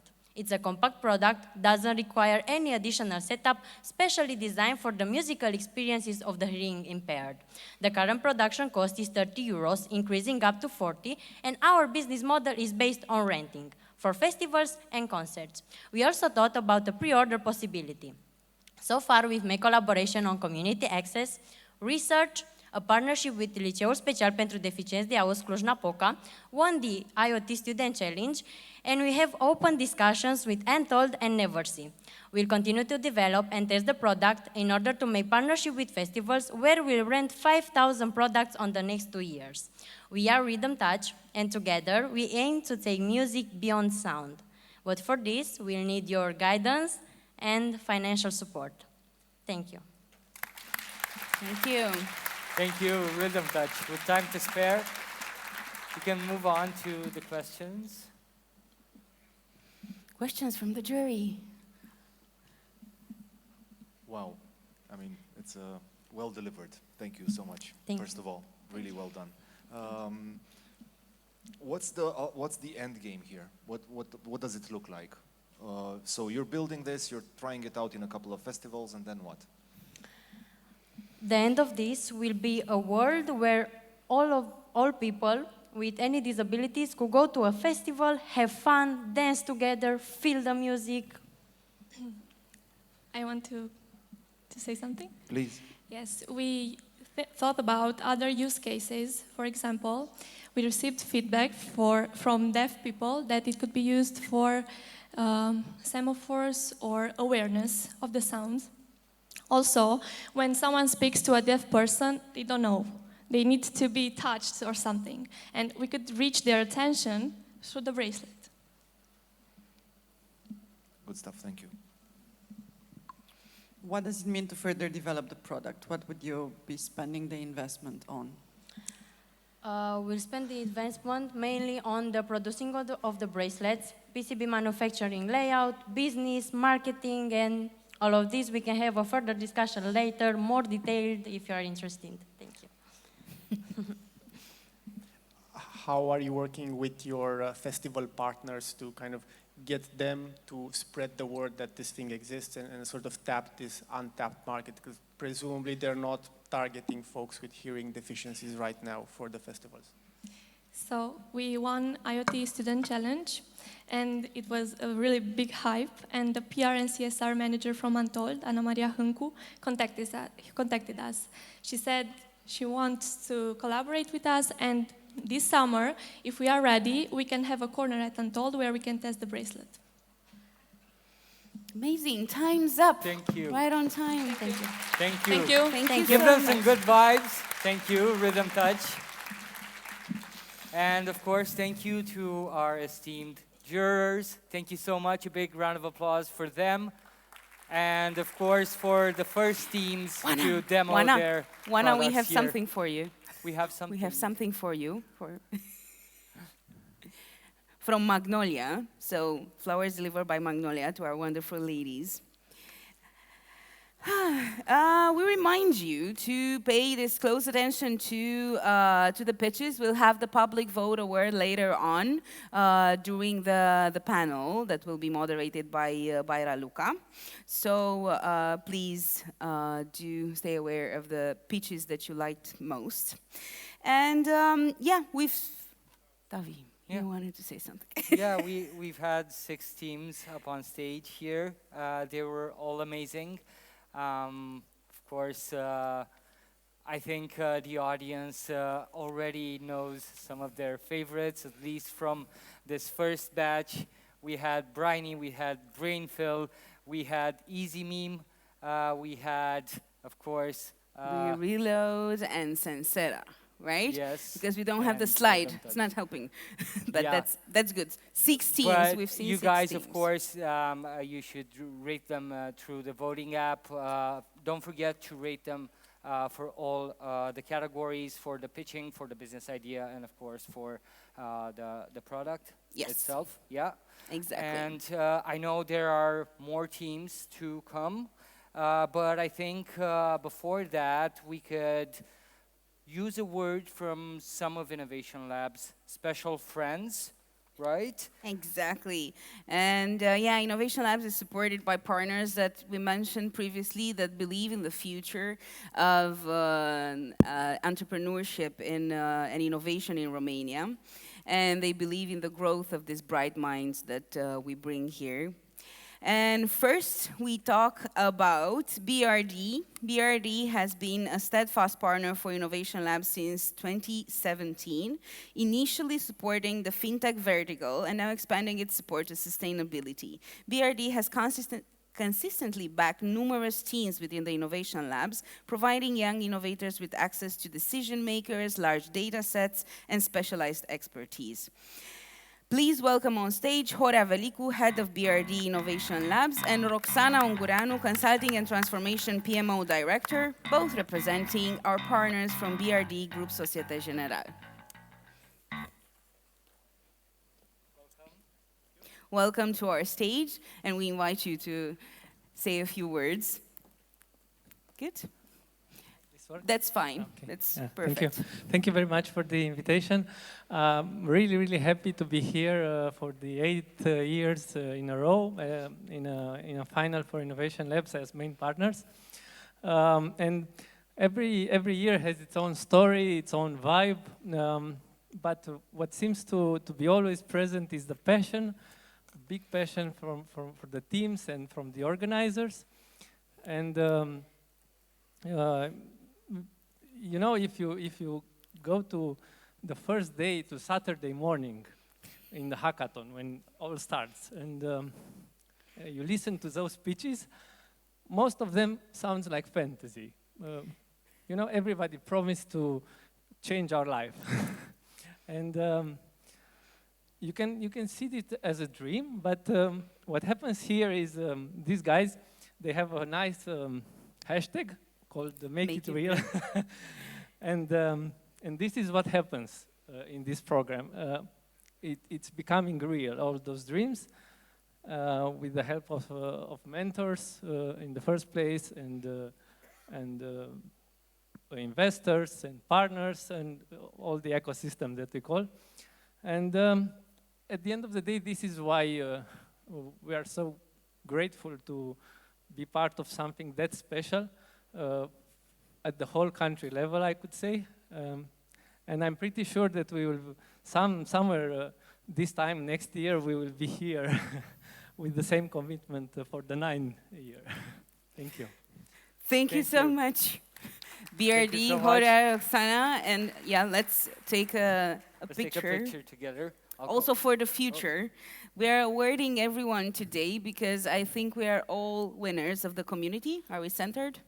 Let's see. Thank you so much. Good? Oh, we have, there's the picture. Don't know where to look. That's the picture, there. Good? Perfect. Thank you so much. Thank you so much. Roxana, we have one for you as well. Come on, Good. guys, don't be shy. Thank you. Yes, exactly. Yeah, thank you so much. Right, our next guest here on stage is here on behalf of Orange Romania. Orange Romania, part of Global Orange Group, serves 11 million customers and generates over 1.5 billion euros annually. It offers a wide range of communication solutions, including mobile, fixed internet, TV packages, and IT&C services. And as the leading operator in network performance, it holds 9 consecutive top employer certifications. Orange Romania supports innovation through its 5G labs in Bucharest and Iași, and the Orange Fab Accelerator program, aiding researchers, startups, and entrepreneurs in developing and distributing innovative products. And on behalf of Orange, I want to welcome on stage Veronica Dogaru, Corporate Communications and CSR Director, a very long-time supporter of the innovation community and the Doing Well community in general. Wow, welcome. You said it all, Tavi. I did say it all. Practically stole my speech. I'm sorry about that. I could sit here with you and say it again if you want. Thank you. Thank you, Veronica. Good evening. I am very honored and proud to be here with you tonight. That's a story that I am going to share with my kids tonight because I spent some good hours with people that dream big and moreover have the guts to put their dreams into practice. And I really hope that this is contagious. At Orange, we don't support only people who dream big, but we also support education, research, innovation. And that's why we joined this journey of Innovation Labs 11 years ago. We missed the first edition because we were busy rolling out our 4G network, where the startups had the chance to test live products and services. But during this journey, we've learned together, we grew together, and we are proud that today, Innovation Labs, it's a landmark of the innovation ecosystem in Romania. Apart this reason of pride, we also have 8 of the startups that joined our Orange Fab program, coming from Innovation Labs, so part of the 50 startups that we supported during Orange Fab. So we really hope that after tonight, we will have the chance to see more startups joining our program. And for the conclusion, I would like to congratulate all the people that enrolled in this program.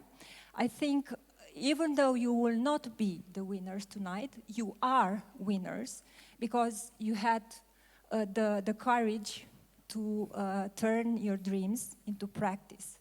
So best of luck. We are here to support you. Thank you so much. Thank you. That was a wonderful speech, by the way. I couldn't have said that. Thank you so much. Let's take a picture together. And, yes, exactly. Here's your trophy. Thank you for the support. Let's take a picture. No, let's take a picture. That's the dance we do on stage. We have it written down, but... Thank you. Thank you, Ovidiu. Wait. Good. Wait. Go run after her.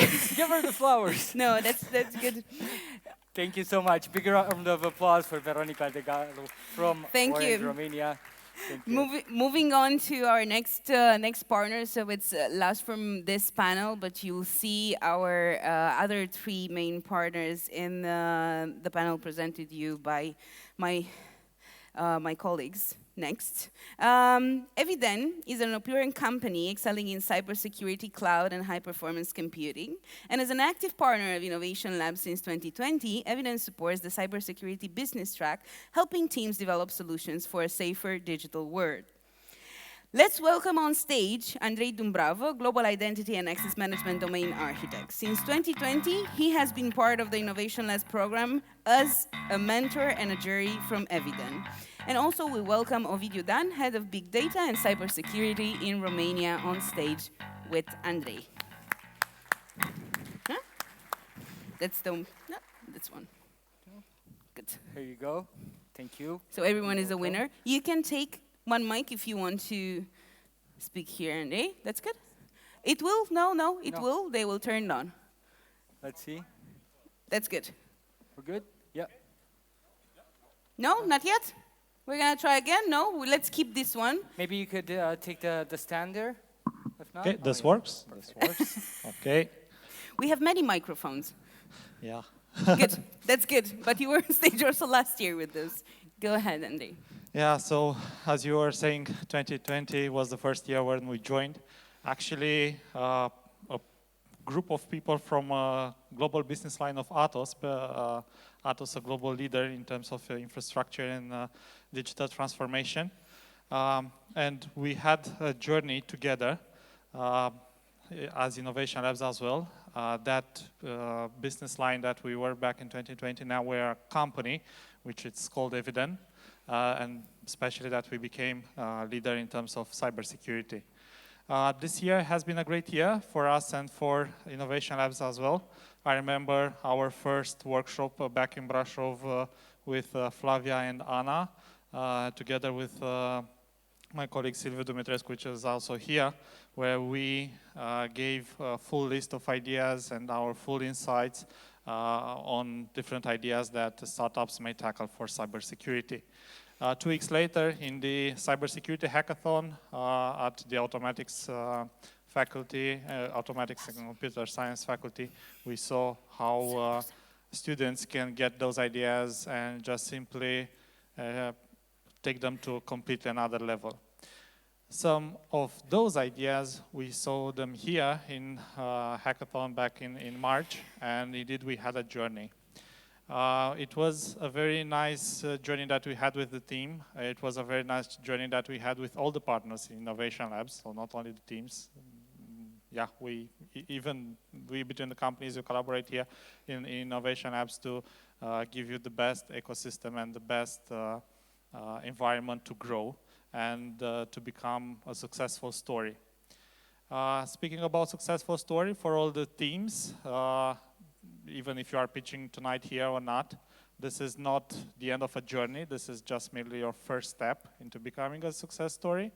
The road and the journey will be more lengthy than even you imagine. And always, if you need a partner in this journey or just need someone to have an advice, to say hi, to just help you, our door is always open. Be the kind of organization that creates just simply waves around you, waves of knowledge, waves of prosperity, and don't forget that it takes a village to grow a success story, and that village will always welcome you back when you look towards it. So success to all the teams tonight, and yeah, have a nice journey in your startup endeavors. Thank you so much, Eviden, for the support. Let's take that photo. Thank you all. Grab this. Good. Let's come here in the center. We have a video. He will take our picture. I think I need to stay in the center. I'm sorry. Just move like that. Cool. So that it's balanced. Awesome. Thank you so much. Thank you. Thank you. Good. Right.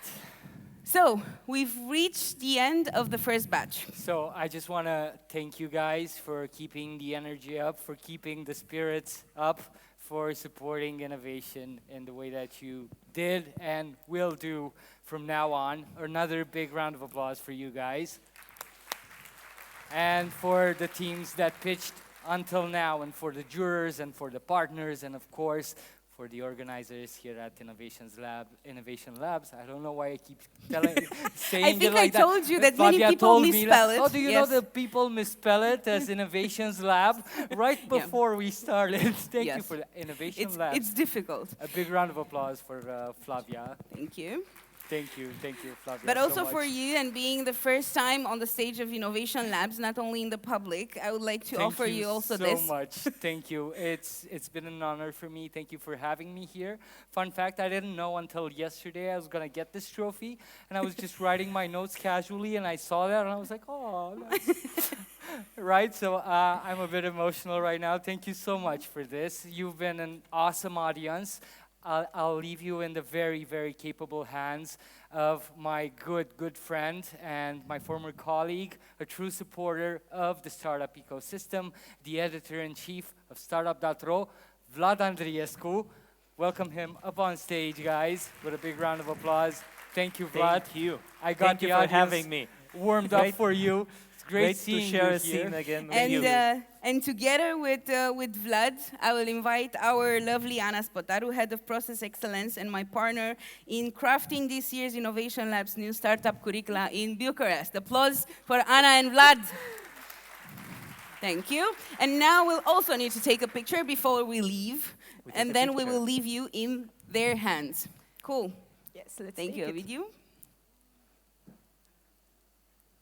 Good. It was our pleasure. Thank Anna, you, guys. Vlad. Good luck. Flavia, thank you for having me here. I am excited to share the stage the second year in a row with Anna. And Innovation Labs is for me one of my favorite events because this is where it starts. It's good to be back on this stage, especially with you, Vlad. And I just want you to know that the energy of the audience is really feeling here on the stage. So please keep it up for the following teams. We have a long night to go. Thank you. I love the initiative. Please. Thank you so much for the applause. So every pitching session has members of the jury here on stage to help and also challenge the startups with questions and feedback. So it's time to know them. The first member of our jury that we invite on stage is Horia Velicu. As the head of Innovation Labs at BRD Group Societe Generale, Horia Velicu leads a team that conducts cutting-edge machine learning R&D for various banking applications and products. Some of the machine learning research projects he has been involved in include climate change, sustainability, predictive justice, cybersecurity, and AI in chemistry. Thank you for joining us today, Horia. Thank you. Next on stage with us as the Executive Director of Arobs Professional Services. He started in Arobs in 2020 and built a strategic direction which attracted technical talents. Now it has 70 experts. Răzvan Pinghioiu, a round of applause for him. And I think it's his first time at Innovation Labs. Yes. The next member of our jury is our dear member of the board, Diana Olar. After being with a big tech company for the last 6 years, Diana's career is a combination of technical expertise, strategic leadership, and global influence. As a board member, her fresh perspective is always helping startups to better understand sales and build go-to-market strategies. Thank you, Diana, for joining us. And for our last member of the jury for this session, he worked in different levels, graduating from here, from Polytechnica. He started his own startups that has been acquired by Adobe. After 8 years, he decided to leave the company and join a very small startup named Vector Watch. After Vector sold to Fitbit, he joined UiPath, and now he wants to be the lucky coin again for his new startup, Genesio, co-founded with 3 other very, very good people. Bogdan Râpă. And thank you all for being here tonight on the demo day stage. yeah, and I know we can go. will take our places here, and we are now ready for the next 5 pitchers. They will come on stage and try to convince the jury and also you about the viability of their ideas and product. It's a magical scene, this at Innovation Labs, because things may seem small today, but they can become huge. In our next section, we will have companies from verticals such as Smart City, Industry 4.0, Sustainability, and Agriculture. Anna, you have the honor of introducing here on stage our first team. I don't know about you, Vlad, but for those of us here that are excited by long hikes in the mountains, the next device might become a must.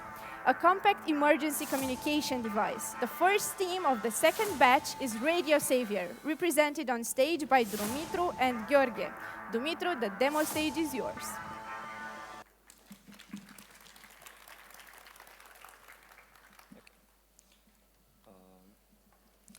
Good evening. Did you know that most of the mountains worldwide have poor mobile signal or don't have it at all? Imagine hiking and an emergency happens, and there are no way to ask for help. In 2023, over 8,000 people got lost in the mountains. Current solutions are not affordable, and the issue escalates year after year. We have a solution, a compact device that provides connectivity using an IoT network powered by solar panels. It integrates GPS tracking, fast SOS button, and Bluetooth connectivity, which you can use to connect your phone and access additional features like trails, meteo alerts, and custom communication channels within our app. Why now? The Mountain tourism is emerging with a market size of 5 billion, expecting to reach 8 billion by 2033, and 145 million in Romania. We aim for 5% share locally, and then we are going to extend internationally. Our business model is based on 3 revenue streams: renting the devices at mountain hotels and business and equipment retailers, selling them online and offline, as well as getting revenue from subscriptions and mobile ads. Why us? We are first on the market to offer an emergency device for an affordable price, with a big autonomy, easy to use, and important additional features all in one app. Here is our team of 5 people, specialists in different domains necessary for the startup and still growing. Since March, we've done a detailed business plan, a successful trial in the Chahleu mountain. We secured several agreements with mountain hotels and associations, which led to 50 people subscribing to test our device just in one day. Now we are working towards creating our first commercial network and doing customer interviews among a 100K audience. With an investment of 650K, we are going to deploy 4 major networks in Romania, which translates to 3.8 million revenue over 24 months, expecting 18 million in the 3rd year. With your support, we are going to save lives and revolutionize mountain safety. Thank you so much. Thank you. And now let's hear some questions. Don't be afraid. Let me get started. Love the idea. I think it's great to have more safety in the mountains. I wonder, how are you going to deploy the networks in the forest, and how are you going to choose the mountains where you start? We'll go with the mountains that have less GSM coverage. We figured out 2 mountains that we want to start with. Actually, we'll start by 1, deploying the first network. The network is lightweight. As I said, it's powered by solar panels, so it doesn't require additional power cables and so on. And it's really easy to deploy, and the price for it is really cheap, for example, in comparison with GSM network. If you need to choose, who will be the perfect client for you now, in this moment? Actually, we have a big market because all the people who are doing mountain tourism, they are actually our personas. We'll start, as I said in the presentation, with those who go to hotels, so they can rent the device at the reception, and as well doing partnerships with Salvamont and other mountain associations that actually are covering these areas, this type of tourism. So, as you know, a lot of cell phone providers are adding new capabilities for cell phones to connect directly to satellites. In a few years, I would assume that a lot of people will start having those type of cell phones. How is your business going to be transformed by this trend? Yeah, the thing is that the emergency communication, which is like the, let's say, considering the feature of fast SOS button, is just one feature. For example, you have the Apple, which has the SOS button for emergencies. We go beyond that. We offer multiple features in our app. Besides the connectivity, we offer the possibility to connect with your family when you are remote and have no GSM signal. You have the offline trails where you can use to get back in the map when you get lost, and other additional features. Thank you so much for your questions. Thank you, and a round of Thank you. applause for Radio Savior. So I spent my childhood with my father in his truck while waiting for new jobs to come. So our next startup tries to solve this issue. Dispatcher 365 is a company aiming to create the perfect jobs in the transport industry and logistics one. Their motto is, I'd rather have a few who love my product than many who like it, which is a very good in business, but also in life. Andrei Urda will pitch, and with him on stage, Mircea Urda to contribute at the Q&A. A round of applause for them. Hi everyone, my name is Andrei, and I'm here to introduce you to Dispatcher 365. Did you know that on a monthly basis, a 40-ton truck in international transit can lose up to 940 euros? This is due to incomplete usage of driving time, deviations from planned routes, and refueling at the wrong gas stations. Our solution consists of 2 things. The first is a mobile application that connects drivers and dispatchers, and the second is a web platform that integrates all tools used by dispatchers, such as ERP systems, GPS systems, and so on. As of today, in Romania, there are over 220,000 active trucks which make up for a total market value of 125 million euros annually. Our estimated SOM is at around 8 million. Our business model is subscription-based, that is a monthly fee per truck. Our starting package, which includes a professional route planner, the mobile application, and the ERP integration, starts at just 7.5 euros. However, as we'll add more modules, which can be sold separately, the price increases up to 47.5 euros for the premium package. The main differentiators from our competitors are automatic gas station allocation, no implementation cost, and optimization warranty.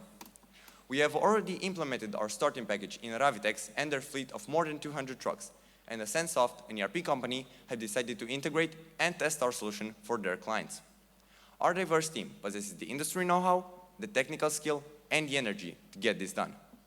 To further upscale our startup, we need partnerships with ERPs, and we are raising 150,000 euros for 10% of the company, money which will be used for marketing, sales, and product development.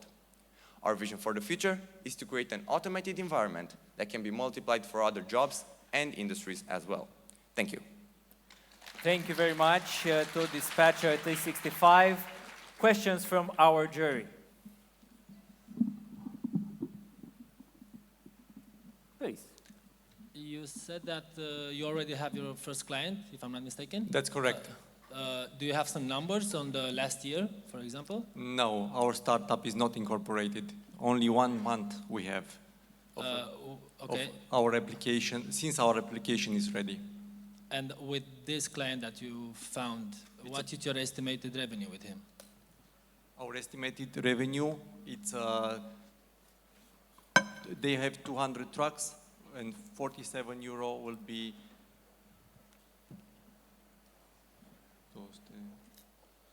As of today, we only have the starting package ready, which is 7.5 euros, so our estimated revenue will be 200 times 7. They're paying half of the price right now because they're also letting us test other stuff.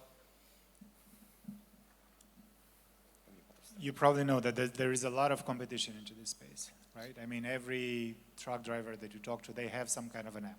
It used to be WhatsApp. Now, you know, there's multiple companies deploying similar applications. You mentioned some of your differentiators, but how are you going to protect from your competitors going and doing exactly the same thing? I mean, how big are those differentiators really? Well, we come to solve exactly the problems for which not every company in Romania have app. There is competition, we know about it, but we try to solve, besides the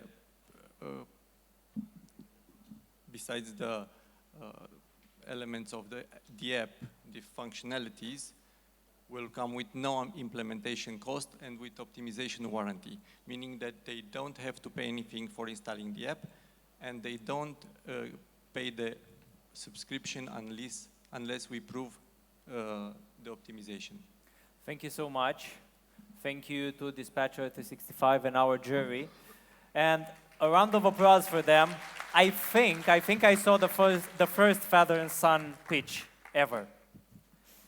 Great, the next team on thank you. As someone who struggles with a lot of smart home apps on my phone, I can't wait for the next team to make it real. Comet is a hub that ties all smart home devices in one place. This young team was born to innovate and have met through various hackathons, events, and courses. Here are Andrei and Mircea to present a smarter future in your home. The emotions. Hi, everyone. The home automation market is growing rapidly, but it lacks a clear direction. There are many smart home devices available on the market, but every brand relies on a different communication protocol with a different app and controls.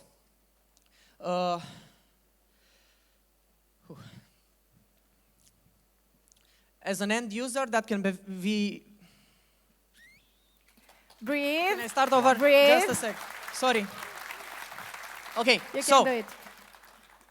You as an end user, if you want to automate your smart home, it's very complicated right now. You have to have a lot of apps. That's just some of them. There are a lot of smart home protocols, and sometimes you even require a proprietary hub just to connect a few devices of the same brand. This unnecessary complexion can be annoying for a new user. Comet will solve this problem. Our product ties all the home automation protocols into a single hub and a single app.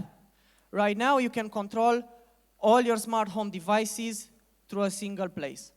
Our prototype, the one on the screen, already controls an AC, sensors, outlets, switches from IKEA, Philips, and most known brands on the market. This is our team. We are a very technically capable team, experienced in a range area of domains. We are high schoolers, students, but we are ready to make this happen. We are currently collaborating with NXP Semiconductors, discussing hardware variants and optimizing cost efficiency for our PCB.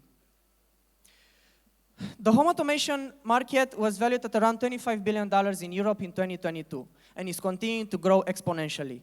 In the first year since release, we expect to reach around $2 billion of that value. Our hub and our subscriptions in the app are our revenue streams.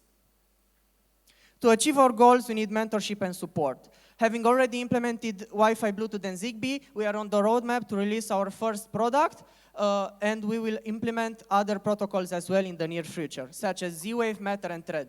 Great. Thank you so much for the pitch. And now let's hear some questions from our juries. Who are your first clients, and how do you intend to reach them? We want to reach the non-technical person in the first stage of our product. People who want to have a few bulbs, a few lights in their home, but the fact that they needed a few apps, more than one, made it too complicated for them and they gave up. Or the fact that you maybe want some lights from Philips and you have more than 5, you already need a hub just for that. And that can be really frustrating. Intend to reach them? Well, to Mitch? We will go to smart home appliance resellers. We will go to companies that specialize on this to get their feedbacks as well as find out about potential customers. And we're also thinking about starting crowd funding campaigns and also hold events where we promote not just ours, but products similar to ours so we can showcase the compatibility between our product and other devices. So there are a few open source alternatives out there that are based on just Raspberry Pis and a bunch of sticks, USB sticks, right? Yes. And there are quite a few companies that are taking those products, repackaging them and selling them. Are you going to be one of them, or are you going to be able to differentiate from, you know, others like Home Assistant and so on? We are going to differentiate from open source competition or even private competition due to the fact that we're focusing largely on user experience. Our product is going to be, it is going to have a lot of ease of use, and we're also going to develop several versions of our product where you will have different features, and we will have a subscription model where you can learn analytics about your smart home, such as power usage and network integrity and stuff like that. And we're also going to focus on security a lot. Great, thank you. Thank you. And a round of applause for them. I don't know what changed your life, but for our next pictures, crayfish changed their life.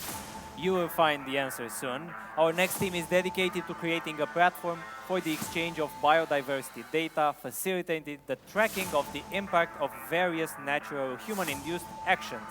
A true scientific project that aims to become a startup, and I wish them luck. On stage to pitch Lucian Pârvorescu, and together with him, Mihaela Ion. A round of applause for them.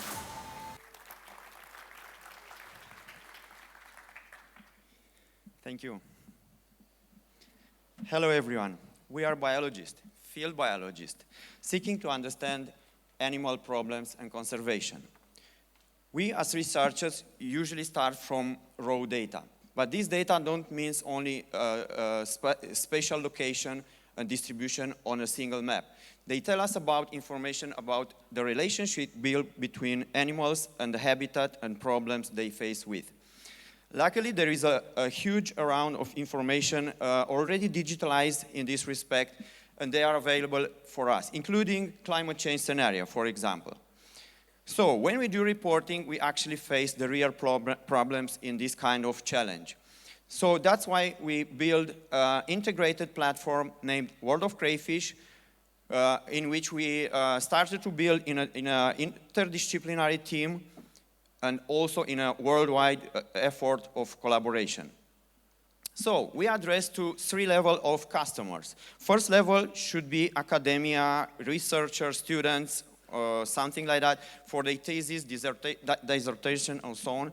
And this level should be accessed for free or a quite little amount of subscription fee, because they are our promoters, and most important, they are the first level of data suppliers in a kind of shareholding architecture.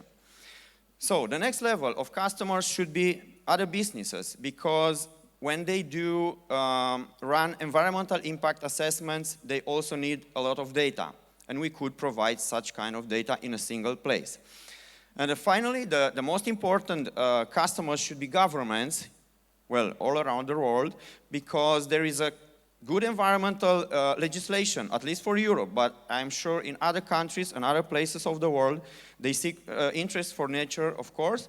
And we sit on more than 1,000 species, which is protected and listed in this kind of legislation. And in our platform, we already have indexed more than 200,000 square meters of protected areas with information already available. And this is only for Europe. Thank you. The time is up, unfortunately. A round of applause for World of Crayfish. And questions from the jury right now. What kind of data do you have today, and how easy is to add other domains? The raw data we collected is actually geographical location, which is proved by paper, scientific paper, I mean. Actually, they are proved by scientists. They are not citizen science or different stuff. And we collect already published data. They have already published, but we put together in a single place. So they can be used by the analyzing machine or other students or researchers to do more things in this respect. You mentioned before that important participants are the researchers. Can you talk a little bit about how you incentivize them or drive them to contribute and collaborate with you? I'm not sure I understand the final question. Why would researchers, let me rephrase, so you mentioned that a lot of researchers are needed to collaborate in order to generate the data and analyze the reports. How are they collaborating with you? How are you driving their engagement? Oh, okay, we already experienced in a collaborative effort. They actually put their data, because, I don't know, there is experts in different countries, they get their own data around in their research. They put the data in a very simple format we provided. Of course, we want to make this thing automatically, but we still need resources and technicalities to achieve that. And they give us data. They actually, we have a group of experts, and I think everything was flawless. I think the question is, how do they get paid? How do they get paid? Okay. Very quick, very Sorry. quick. It's a little bit complicated. In 1 second, I cannot respond to that question, but very shortly, in a kind of, I'm not an expert in business and financial, shareholding, actionariat, I don't know. Thank you. Okay. Thank you. A round of applause for World of Crayfish. For the next team, it's raining trees. Just when you thought drones couldn't make anything else better. SeedPods aims for strategic tree planting by drones and revolutionizes reforestation and advanced forest analytics. This researchers team dedicate all their time and energy to support alignment with European sustainability goals. Let's hear more about it from Adrian Rotaro. Thank you. So, historically, tree planting technology was never developed. The planetary forest was considered an infinite resource, and as such, up to half has been cut down. Legislators are now trying to undo some of the damage with ambitious tree planting projects, billions of euros, 100% tree planting subsidies, but there is a problem. The market is severely underperforming. We've discussed this issue at the highest level of government, and we have learned two things. First, last year in Romania alone, more than 270 million euros were lost because the market has no capacity to absorb. Secondly, the main problem seems to be an acute labor shortage. Manual labor is very expensive and is very inefficient. Because of this, we have assembled a world-class team of scientists and engineers. We're talking Ottawa University, Duke University, and of course Polytechnica, and have created a unique solution. Robotic tree planters with 3 models currently in operation, driven by data science directly from the Google Earth engine. They operate by deploying biodegradable aerodynamic tree capsules. Using this novel approach, we became the first company in the world to successfully plant live trees from drones. And our technology works. We have extensively validated it. It is superior to manual tree planting, and it is also cheaper, faster, and most importantly, industrially scalable. We've received market validation from European experts and national bodies, and strategic partnerships with NGOs that plant here are our pipeline through which we already have a client waiting list. Our business model is called zero-cost reforestation. We plant the forest, and we take the carbon credits and the subsidies. Our goal here is to reach 1 million tree planting per year production capacity and production in planting. This will correspond to something between 2 and 3 million euros per year of revenue. We are SeedPods, and if you'd give us a chance, we'd like to change the world. Thank you very much. Thank you, Adrian. Now let's hear some questions. What's your business model exactly? So our business model, zero-cost reforestation, is this. We have, for example, Schițu Golești, Coșești. There are something like 10,000 hectares in Romania in hills at town halls. We go to them, and most of them want trees, for example. Okay, cool. So they give us the land, we plant, we take the carbon credits, the subsidies, and then we give them the forest.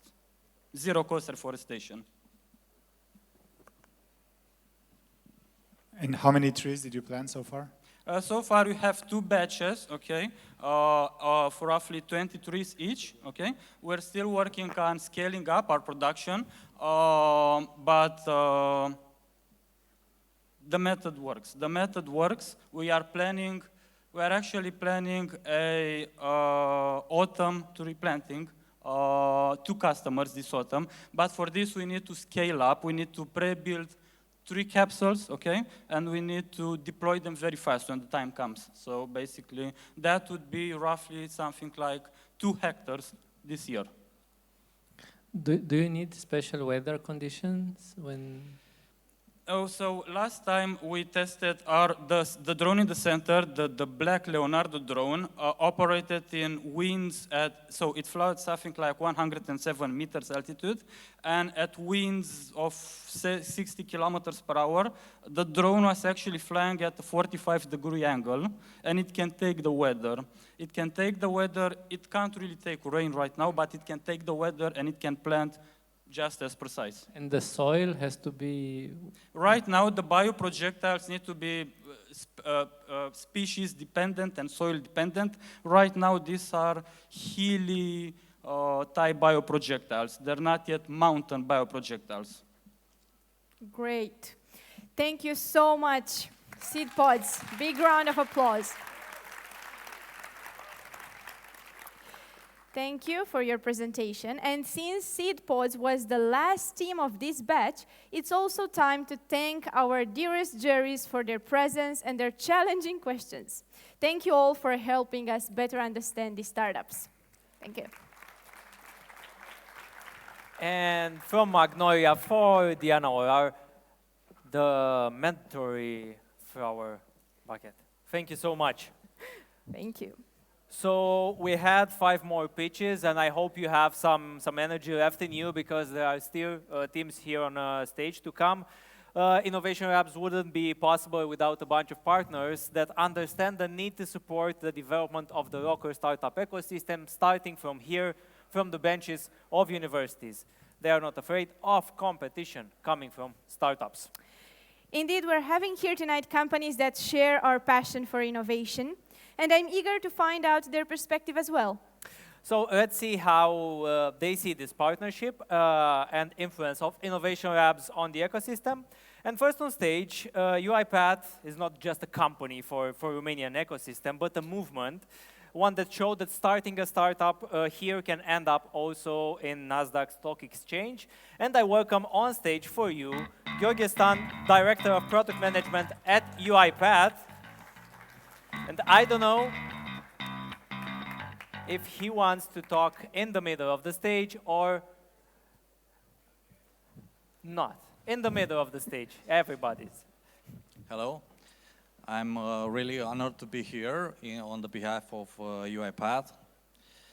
I'm really thrilled about the things that I've seen tonight. I'm here to tell you that UiPath is supporting innovation, it's supporting Innovation Labs, and it basically achieved the scale that it did today through the constant care of innovation and respect to entrepreneurial spirit. I'm here to tell you that no matter who's going to be the winner tonight, I think we're still going to have 16 winners. I'm sure we all want to be millionaires, but I've seen many products that will help humanity and will bring a lot of good into the world. So no matter what happens tonight, UiPath is encouraging you to continue innovate. Don't give up your dreams. Iterate. Validate your idea. Conquer the markets, and do your best. And let's hope next year we're gonna see more millionaires on the stage. Thank you. Great, thank you. Let's also Thank take a you for picture. being part of Innovation Labs, and a picture, of course. Yes, like this. Thank you. Thank you. Thank you. Here with us is Răzvan Pingioiu, Executive Director, Arabs Professional Service. Let's welcome him on stage with a round of applause. Răzvan joined Arabs 4 years ago and dedicated his time and energy to build a team with niche expertise that is now counting over 70 experts. Joining us in 2021, Arabs has shown a strong commitment to innovation, supporting young teams in the Smart City and Industry 4.0 business tracks. We are celebrating your commitment for innovation. Thank you. Thank you very much. Actually, this is my second time I'm being here and receiving an award. The picture can show that, because the picture on my LinkedIn page was actually from Innovation Lab for 2 years ago. Great. So, first of all, congratulations to all the participants, because tonight you decided you want to be an entrepreneur. And it's one of the hardest jobs in the world, in my opinion, because you will face a lot of shaky periods. You will see that everything looks like it's affront you, but you have to have in mind that each entrepreneur in Romania, each successful entrepreneur has faced this at least one time. I saw the other day a quote which, first of all, it was a little bit funny, but it's so true. It says that innovation is the solution to convert ideas into invoices.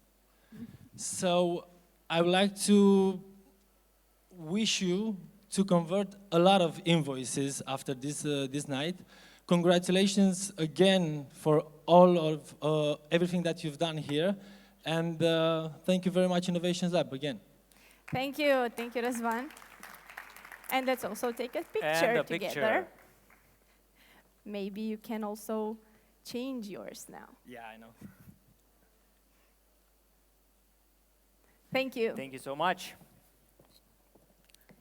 Let's now welcome on stage our latest national partner, Stripe, joining us for Innovation Labs 2024. With a mission to boost the GDP of the internet, Stripe specializes in constructing payment and financial infrastructure tailored for online transactions. Known for its proximity to startup and its origins as a former unicorn from Ireland, innovation is a habit at Stripe. And starting this year, they are sharing their experiences with young tech startups. Please welcome Horia Coman, Stripe, site lead at Stripe Romania. Thank you very much. Thank you. And this is for you. Thank you. I didn't know there was going to be a prize. Thank you again. So this is the last of these things that you're going to have to sit through. And after that, we have a break and the mentalist, and that's going to be great. So I won't take a lot of time. So this is the first time we are here and the first time I am here. And I was told it was going to be great, but I was actually blown away. I was here 3 months ago when it all started, and all of the ideas were very rough. And the stuff I saw today was just like advanced stuff. So really a hand of applause for you because it was nice. And I think participating in Innovation Labs is a great origin story for any startup. For Stripe, that origin story was just the founders were working on something very random, and they found out that actually taking people's money was the hardest part of the whole endeavor. So they set out to build a payment solution that would be tech first and kind of focused on developers. They built it, they launched it, it was a great success, and fast forward to the present, we are processing more than $1 trillion, or 1% of the world's GDP through Stripe. But through this all, we have always been close to startups and to founders, so it was really a match made in heaven to partner up with Innovation Labs and help out in the little ways that we could here, because this is an organization with the same values, the same mission and principles as Stripe. But of course, the real stars are you, the participants, who, like regardless of anything else, have a great skill set now of building products, of talking with customers, and finally of building a business around all of this stuff, which is going to help you in your career, like wherever it may take you. So whether you got to the final or to the semi-final, I hope you cherish this experience because it is a nice and great way to start working. Anyway, that's all from me. Congratulations to everybody. A round of applause for yourselves, and good luck in the final. Thank you. Thank you, Horia. Thank Let's also you. take a picture together. A picture together, and I will take the microphone from you. And as the dance goes, it means Yeah. I have to stay in the middle. Thank you, Horia. Too many startups mentored together. And with this, it's time to brace ourselves because we are reaching the final stretch of the evening. We have 5 more pitches to come, many more people to talk, and at the end of the evening, the big results. But right now, Anna, I think it's time to tell them the next big announcement. I hope you're ready for a little bit of magic, because in just a few minutes, we are mixing up our regular pitching routine. After a very short 10-minute break, Vlad Grigorescu, the illusionist, will challenge us with a special moment. See you in 10 minutes. See you in 10 minutes. Thank you.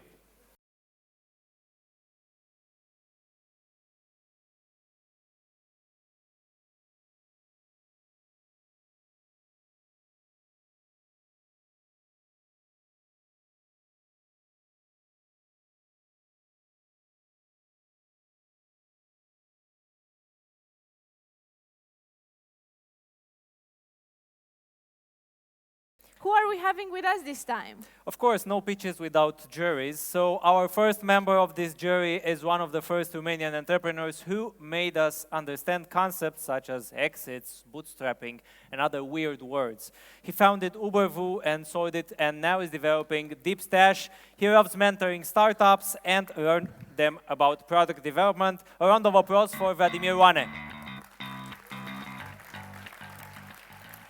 The next member of our jury is a tech entrepreneur with a creative background. Let's welcome on stage Cristian Montano, founder and managing partner of Early Games Venture.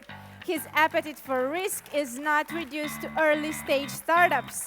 He is also a passionate skydiver and a base jumper, which aligns perfectly with his thesis to jump new industries. Thank you, Cristian, for being here with us today. Also, A round of applause for Cristian, of course. And also with us is someone who has been a supporter of Innovation Labs for some time now, and he's always in the hunt for founders. He handpicked 36 startups from a pool of more than 600 to partner with his organization. He coordinated 14 EU-funded research projects and has managed the first 5G lab in Romania. From Orange Romania, the development and innovation partner manager, Cristian Pațachia Sultanoiu. A round of applause for him. And the last member of the jury on stage comes from Eviden, which has supported Innovation Labs in the last few years. Ovidiu Stan, head of Big Data and Cybersecurity Romania, is here with us tonight to ask all the right questions. Ovidiu started in telecommunications 20 years ago and moved from technical to business roles locally and globally. His involvement in telecom, energy, public sector, and defense technology emphasizes the value of industry, collaboration, and innovation. Thank you for being here with us, and I hope that our next team here on stage pitching will impress you, and your feedback and questions will be appreciated. Get ready for pitches centered around cybersecurity, dev tools, retail, and e-commerce. By having together with us such a strong community of partners, our verticals allow students to be creative in most industries. And we are looking to expand even more. But for now, these are the teams that will close the pitches round. So let's give them a big round of applause and encourage them on stage. Thank you. Thank you. So, the first on stage, cybersecurity is hard, and our first team from this batch tried to introduce some killer features a few hours before the tech demo, and everything broke. They managed to overcome this issue and convince the jury to be here. They are on a mission to help pen testers avoid the hassle of writing report. Pitching on stage, Remus Ruginiș, and with him on stage, Bogdan Munteanu, Pentest Copilot. A round of applause.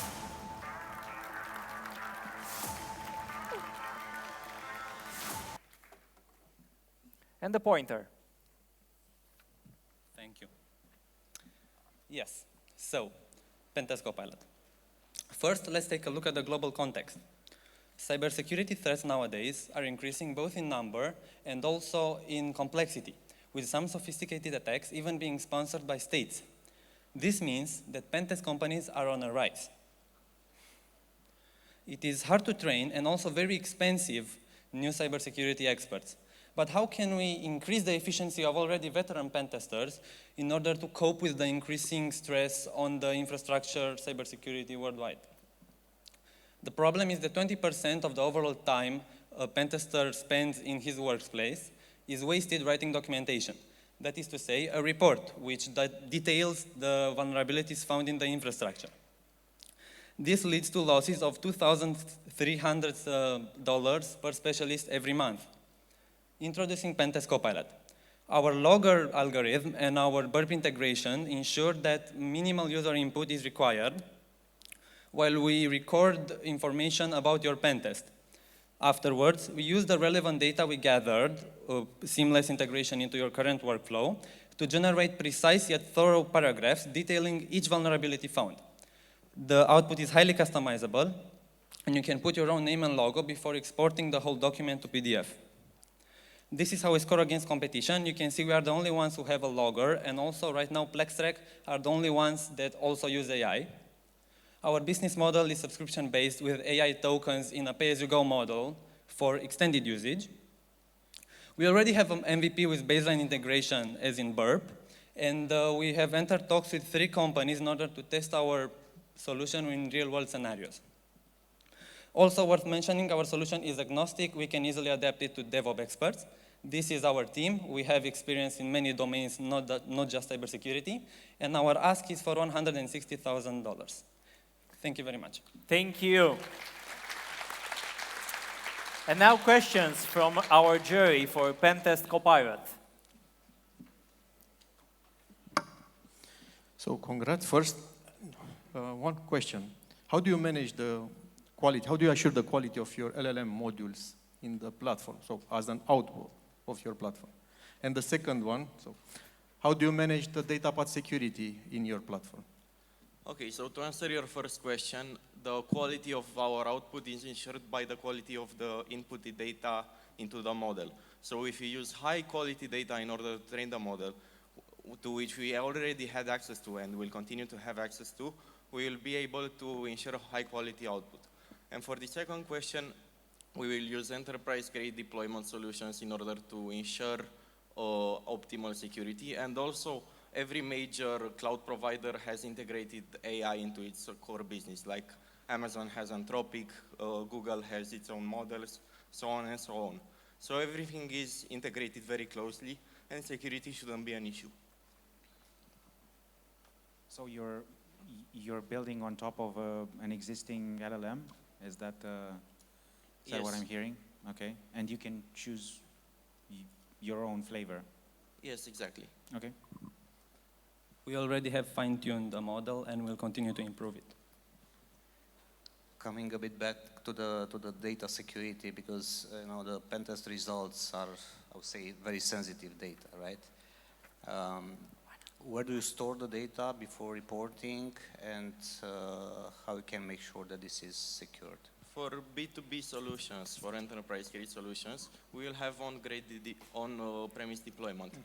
But for B2C clients, the data will be stored in the cloud, but it will be secured.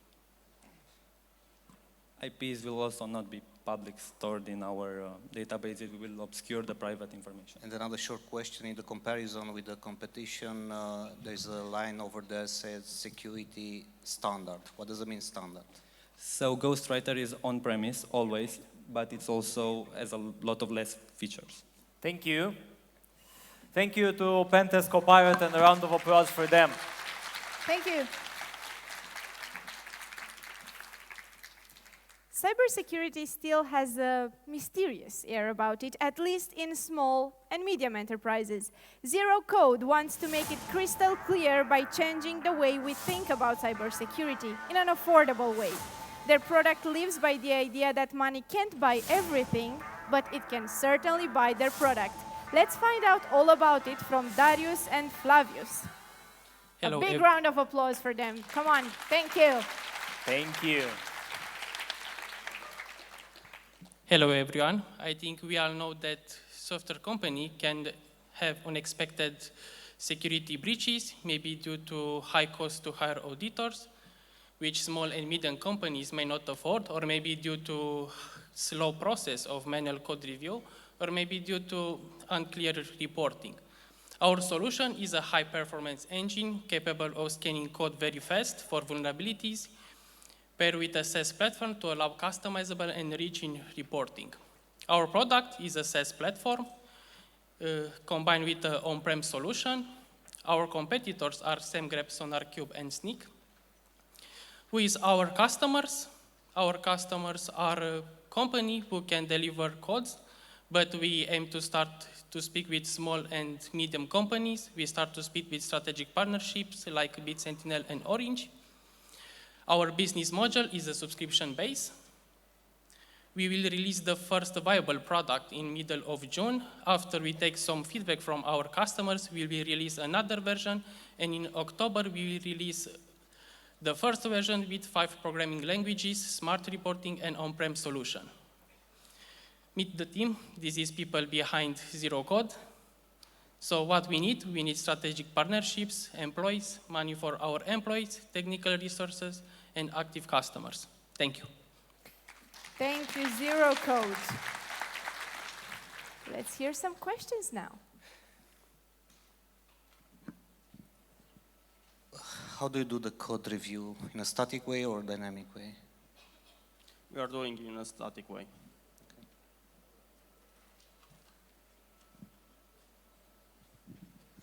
Regarding your roadmap, do you consider it's useful to include in your feature set recommendation for securing the code? Yes, we are planning to provide mitigation, with a disclaimer that the code was generated by AI and the people can patch their bug. Okay.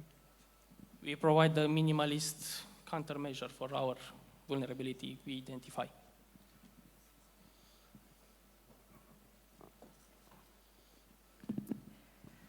And you are, usually when you are have to do code review, you have to check it also against the security policy. For example, take into consideration security by design principle. Are you also planning to do this, or you're just checking for vulnerabilities, known vulnerabilities? I'm not sure if I understand the question, but we have vulnerabilities by OWASP, CVSS, CVE, and NIST compliance. And SDLC later. Okay, great. Thank you, Zero Code. Thank you to Zero Code. Our next team changed their name in Innovation Labs. A good first step to prepare yourself for constant pivoting. They lost all their code, but thank God they backed it up on GitHub. Their product aims to detect anomalies to video surveillance. On stage with us, Marius Peripcian, and together with him, Luca Mitra from SwiftSight. A round of applause for them. They didn't change their name. Okay, so together with my teammate Luca here, we're here to introduce SwiftSight. We're aiming to revolutionize the world of surveillance systems. So by integrating state-of-the-art artificial intelligence into the field, we're able to detect anomalies in real time. So this way we can prevent incidents before they escalate. This is what lacks from our nowadays system. Of course, we have different levels of control. We can deploy our software on a microcontroller on the edge. We can also upscale it to your existing infrastructure. And we're also trying to build it into the cloud. Our aim is to be swift, actually swifter than our competition. Nowadays, companies that provide software like this, like ours, usually tend to force other requirements onto our clients. We don't want to do that. We want to work with the client's infrastructure and also provide the support they need in a quick manner, in a swift manner. The business plan, we're aiming to sell our software or to actually sell licenses for our software. We can also sell a fully deployable device, and we can also give our clients access to our cloud platform. Of course, when we talk about building devices, we are open to collaborating with microcontroller builders like NXP or Microchip. So, yeah, as you can see here, new income stream. And where are we now, other than Politehnica's Aula Magna? So basically, it all started with an idea. This is my bachelor thesis, actually. And now we have a working MVP, and we're looking for a partner to develop this and make our world a better place. Thank you. Thank you very much for the presentation. Now let's see. Questions? If I understand correctly, practically the speed of deployment is what differentiates you from your competitors. Yeah, exactly. So we've revolutionized the way we train our artificial intelligence model. We don't just start from zero. We have a pre-trained model, and then we ask our clients what their needs are, and this way we can overnight transform the model, and it can suit their problems. And how fast is this compared to competitors? I mean, how many times, if you can come up with an estimate of this, are you faster than any competitor? Well, for us to change the way the model behaves, it takes around, I don't know, 2 to 3 hours, and the data, it's actually free. We get it from our clients. This is the business model. 2 to 3 hours, and usually it takes? It takes like weeks. Weeks, yeah. Because you have to go from the 0 point. For the people in the audience, can you give some examples on some of the incidents that you can detect? Yeah. What is this good for? We've actually, for today, we had our fully deployable device with us, and we've trained it for detecting abandoned luggages in airports. So basically, it sees a person with a bag on its back. We have a tracking algorithm that associates the person with the bag. If the person leaves the scene and the bag stays in the scene for a given period of time, you can configure it. We can say it's an abandoned bag, and we all know that in abandoned bags sometimes you find explosives. So yeah. For an innovation idea, the hardest thing is to scale up. How dependent is your solution from the cameras or from the data sources you have? Yeah, that's actually a good point. Since we're students, we didn't have the money to buy the products we needed, so we worked with what we had, and we managed to run our model on both NVIDIA GPUs, of course, and CPUs like the ARM architectures and x86 architecture. So we can say we cover over 90% of the market. Thank you. Thank you, and a round of applause for SwiftSight. The next team is confident that they can turn anything into a working robot. And this is also how they recruit new colleagues. Apart from Photon Spark, they created in one night an auto-clicker from an electric toothbrush and a gaming mouse. Let's see now how they managed to build in 3 months with our mentors and partners. Here to present a vision that would change the game, let's welcome Liviu and Eduard. Thank you. Thank you. Gaming today stands as a cultural, educational, and economic powerhouse, fostering social connectivity and enhancing the quality of our modern life. Its applications extend beyond mere entertainment. The gamification of many contemporary habits has now become an integral part of our life. The problem that many young creators face is the general scarcity of efficient and user-friendly tools made for community management. For instance, managing the player community and also hosting a game server can be at times quite challenging. Photon Spark redefines the player's gaming experience by taking advantage of AI tools in game hosting as means to reach the automatization of community management. Spark AI is the pinnacle achievement of Photon Spark. It's a cutting-edge AI-powered solution that was made to optimize community management. It's our greatest achievement, and by automizing various administrative tasks, it enables developers to save precious time and resources, thus enhancing production and making the community engagement better. Sparkverse is a server specifically tailored for players with various levels of experience. It enables its users to swiftly create quality content directly from their own realm. Our business plan encompasses the collaboration with the industry's most renowned content creators, as well as the expansion of our server networks to the world's most well-known technological centers. Revolutionize, play, thrive, Photon Spark. Thank you for your time. Thank you, Photon Spark.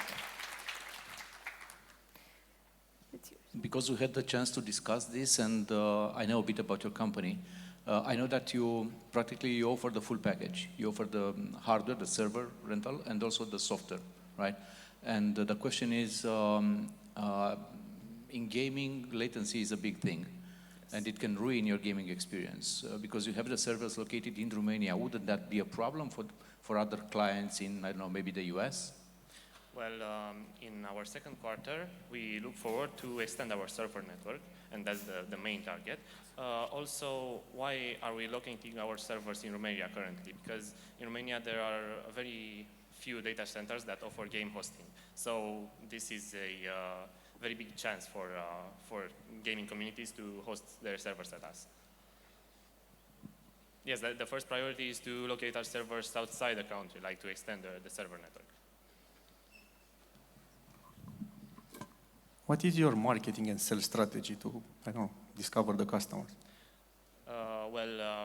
The big part of our customers are teens from age 14 to 18, and we get to those customers by advertising our products and selling our products by collaborating with content creators like YouTubers, TikTokers, and content creators in general.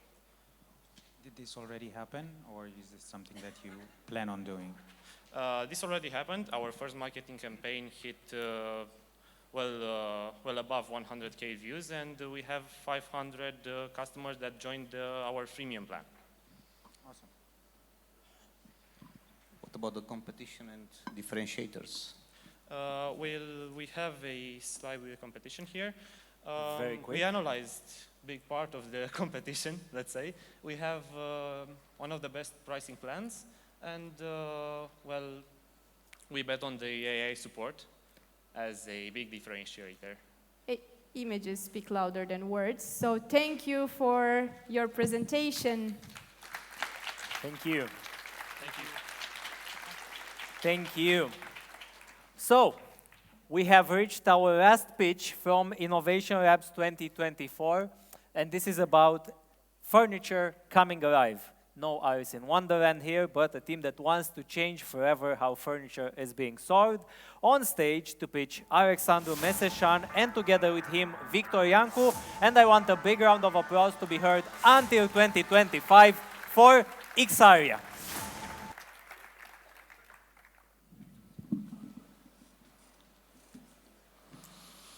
Hi, we're Ixaria, and our mission is to modernize the way furniture is being sold. There are so many possible configurations of dimensions, of parts, of colors, and materials that makes selling furniture online an operational nightmare. The solution to this problem would be to use a 3D product configurator. Now, Ixaria is a platform that drastically simplifies the production of such 3D product configurators. We're a B2B2C company. We have an installation fee, we have different monthly subscription packages, and we're charging for each 3D model and material we create. We've calculated TAM to be 2.6 billion euros, SAM 500 million euros, and SOM 25 million euros, achievable within 5 years. So far, we have 10 clients and an ARR of 50,000 euros, and you can see here a list of the clients that trust our product. Compared to our competitors, we're specialized in furniture, and we're offering some of the best 3D graphics quality available. So what is different about Ixaria? We've come up with an innovative system of assembly rules that makes setting up a product 70% faster while decreasing the server costs by up to 90%. I'm Alex Meseșan, CEO. Before Ixaria, I had my own company where I developed 3D product configurators worth more than 2.5 million euros. Victor is a talented developer with a lot of experience in enterprise-level web applications. Bogdan is a CSO with 20 years in sales, both corporate and startup. And Imre, as our advisor, is the leading voice of Romanian furniture manufacturers with strong connections in the Western and Asian markets. We are raising 500,000 euros with a runway of 18 months, at the end of which we want to get to $700,000. Thank you. Thank you. And questions and feedback from the jury. How do you get to the businesses who are selling furniture, your customers? So our go-to-market strategy, in a nutshell. So far, what we do right now, we've got a list of all the furniture manufacturers, curated them and started calling them, joining fairs. At fairs is usually the best ideas. And what we discovered recently is that finding important key players, like our advisor Imre, somebody who's connected in the industry and can quickly connect us to other people. So our mission right now to continue is to find this kind of people. It's not very scalable. I mean, you have to find a lot of people to connect you with a lot of potential customers. This is to start with. So in the beginning, it's going to be a little bit harder until we make a name for ourselves, until we raise the brand, and then it's going to be easier. The big question is, how big is the market? Well, if the furniture market or the general market that we can address? The market of furniture makers that want to change their website, their presentation, to integrate your tech. Okay, so in the world, there are 750,000 furniture manufacturers, out of which about half of them could use our product. And if we say 1% of them, it's still a good number. So you put a KPI on one of your slides with decreasing the cost for servers. Yes. Is that something that you are presenting to your B2B customer? No, this is something that we use as our advantage because we can have competitive prices compared to our competitors. Right. Your solution is a cloud, pure cloud-based solution. Yes, right? completely cloud. Also accessible by from mobiles, not only from every device possible. Every device. One question is the customers who are experiencing the furniture configuration, is there any of your branding available there, or everything is white label? I don't think I understood the question. So do you keep your branding as your customers, the furniture manufacturing, are doing all the 3D rendering? Is there anywhere where solution powered by your company name pops up? All the time. So okay. We brand it with Ixaria in the bottom right corner. Is there a way to remove that logo? Yes, for a substantial monthly fee. Okay. Thank you very much. Thank you. Thank you. Thank you, and a round of applause for our last pitch from Innovation Labs 2024. A round of applause also for our members of the jury, Vladimir Oane, Cristian Munteanu, Cristian Pațachia Sultănoiu, and Ovidiu Dan from Evident. Thank you very much. After polishing our knowledge in cybersecurity, dev tools, retail, and e-commerce, we have reached the end of the final section. As a short recap, here are all the team that you've seen from the last batch. I wouldn't want to be in their position, actually being the last 5 team to pitch, but they did a very good job. Indeed, and it feels like time flies on the demo day stage. We are close to the end of our mission here today, Vlad, and I would like to take a moment to thank you. Not only for agreeing to joining me on this stage only hours after Tiger Summit and battling traffic for it, but for your continuous support, energy, and creativity. You and the entire Startup Pro team are an inspiration for us, and we are very grateful for your participation in Innovation Labs 2024. Thank you, Anna. Thank you for having me here. It's always a pleasure to be at Innovation Labs.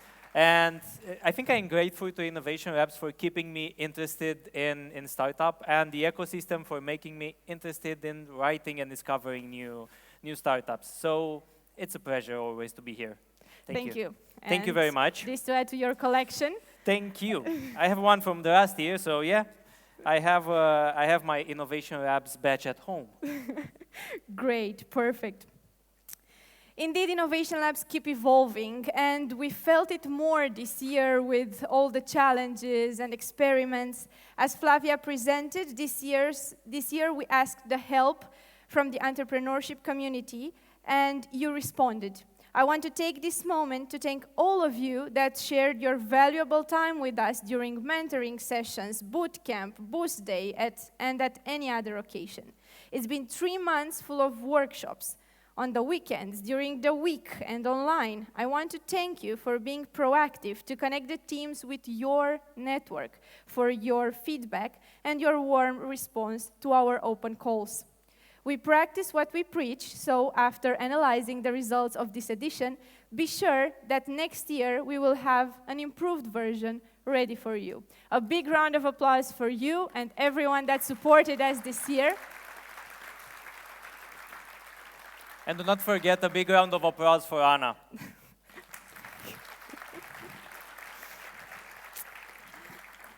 Now, innovation is also in your hands tonight, so do not forget about the public vote. I hope you are ready to decide the winner of the Best Pitch Award. You will have 10 minutes to choose your winners as soon as you will have the QR on the screen. So I will allow you for a moment or two to scan it. Hope I'm not blocking it. No. Well, at least one of us is blocking. Thank you. Okay, now everyone scanned it. I know the tension is running high, especially among the startups, but regardless of the prizes and the recognition tonight, you will get to know the people that can support you going forward. Therefore, you will have it available afterwards. Lower the microphone. I can move it all together. I will move it. Yes. Perfect. Now, let's focus on who can help you moving forward. And I would like to invite on stage to discuss about media's role in shaping innovation, Raluca Radu, CEO and founder MTH Digital and Innovation Labs board member, Mirel Bran, president of Noi Venim din Viitor, Elena Deacu, editor-in-chief at Economedia. Thank you for being here today. Thank you. And special thank yous to Raluca, who will keep the discussion flowing with the two. Thank Hello, you. hello everyone, and thank you for the invitation. Actually, as I always participate in interviews, it was a real pleasure for me to hear that today I will be asking the questions. So yeah, how can you ever refuse this? So, hello. My main curiosity, I mean, I think the curiosity of everyone is it really beneficial for startups to be media covered, to appear in the press, or is it just an ego thing? I think in business, people should leave their ego aside. And I don't know how people consider journalists, but we're, as much as the investors, a pretty much bullshit detector. So we can see where the ego is, and we can see beyond that, and we... Yeah, but is it like beneficial for the startup to be featured in media? Like, how does it benefit them? I think the startups have found their ways into getting clients, but it's important for people to know what they do to build a brand, and probably let people know what they do, and they're actually creating the trends. So I think it's important for people to know the trends in future, in business. And to also understand the tech trends and so on. Okay, Mirel, do you have anything to add? I think it's not only about information. I think that our job as a journalist changed a lot these last years, especially because of the new media and all the evolutions of on the digital space. So I think that a journalist today is rather more than, as how could I put it, a connector. We are connecting people. It happened to me to connect a lot of startups that I interviewed with other startups, or I don't know, financing projects, people involved in the business, and So sometimes like just connecting partners. these people it could produce miracles. Okay, and I'll come back to something that Elena said actually before, that you're like a bullshit detector, and I think that a lot of startup founders are like stressed the first time they go to an interview. Should they be? I don't think so, because we are not there to hurt them. We're there to promote their business, but keep them on their feet, make them be realistic, and actually promote their service, and as Mirel said, connect them with their possible clients. Okay, and Mirel, should they be afraid? Yeah, we are open. We are here for them, so it's our job to promote them. We are not their enemies. And how should they prepare for an interview? I need to see people who believe in their projects. I think this is the first thing I perceive. If you are talking to me and you are convinced about your project, I start to believe you. And it's a relationship based by trust, in fact. You have to earn this trust because you need me. And it's not very complicated, but sometimes some people are just coming to us to sell just a product. I'm not really interested only by the product. I need to hear a story. I need to feel that I have something which is more than information to make a story and to make my audience believe me on the project I'm talking about. And what makes a compelling story for you to write about? And what should the startup founders focus on?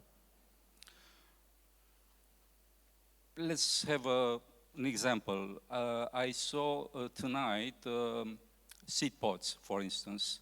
They convinced me. SeedPods is allows me as a journalist to make a story. I listened to them and I already imagined, trees coming from the sky, being planted on Earth. And it's an amazing image. Okay, it's just an image, but for a storyteller, this is gold.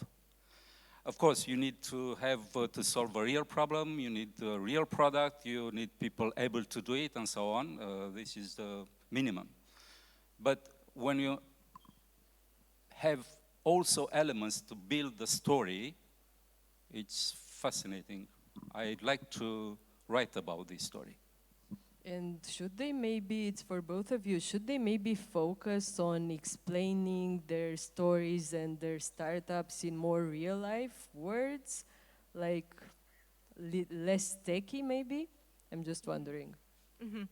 I think startup founders should not confound us with PR people. They should not put their business in a pretty picture and say that's it. I think they should be realistic with us. They should know their shortcomings and their potential ways to fail, because there's also lessons to be drawn out of that. And that's also our job as journalists, to also tell the stories of people who failed and what do we learn from that. I don't know if I addressed your question.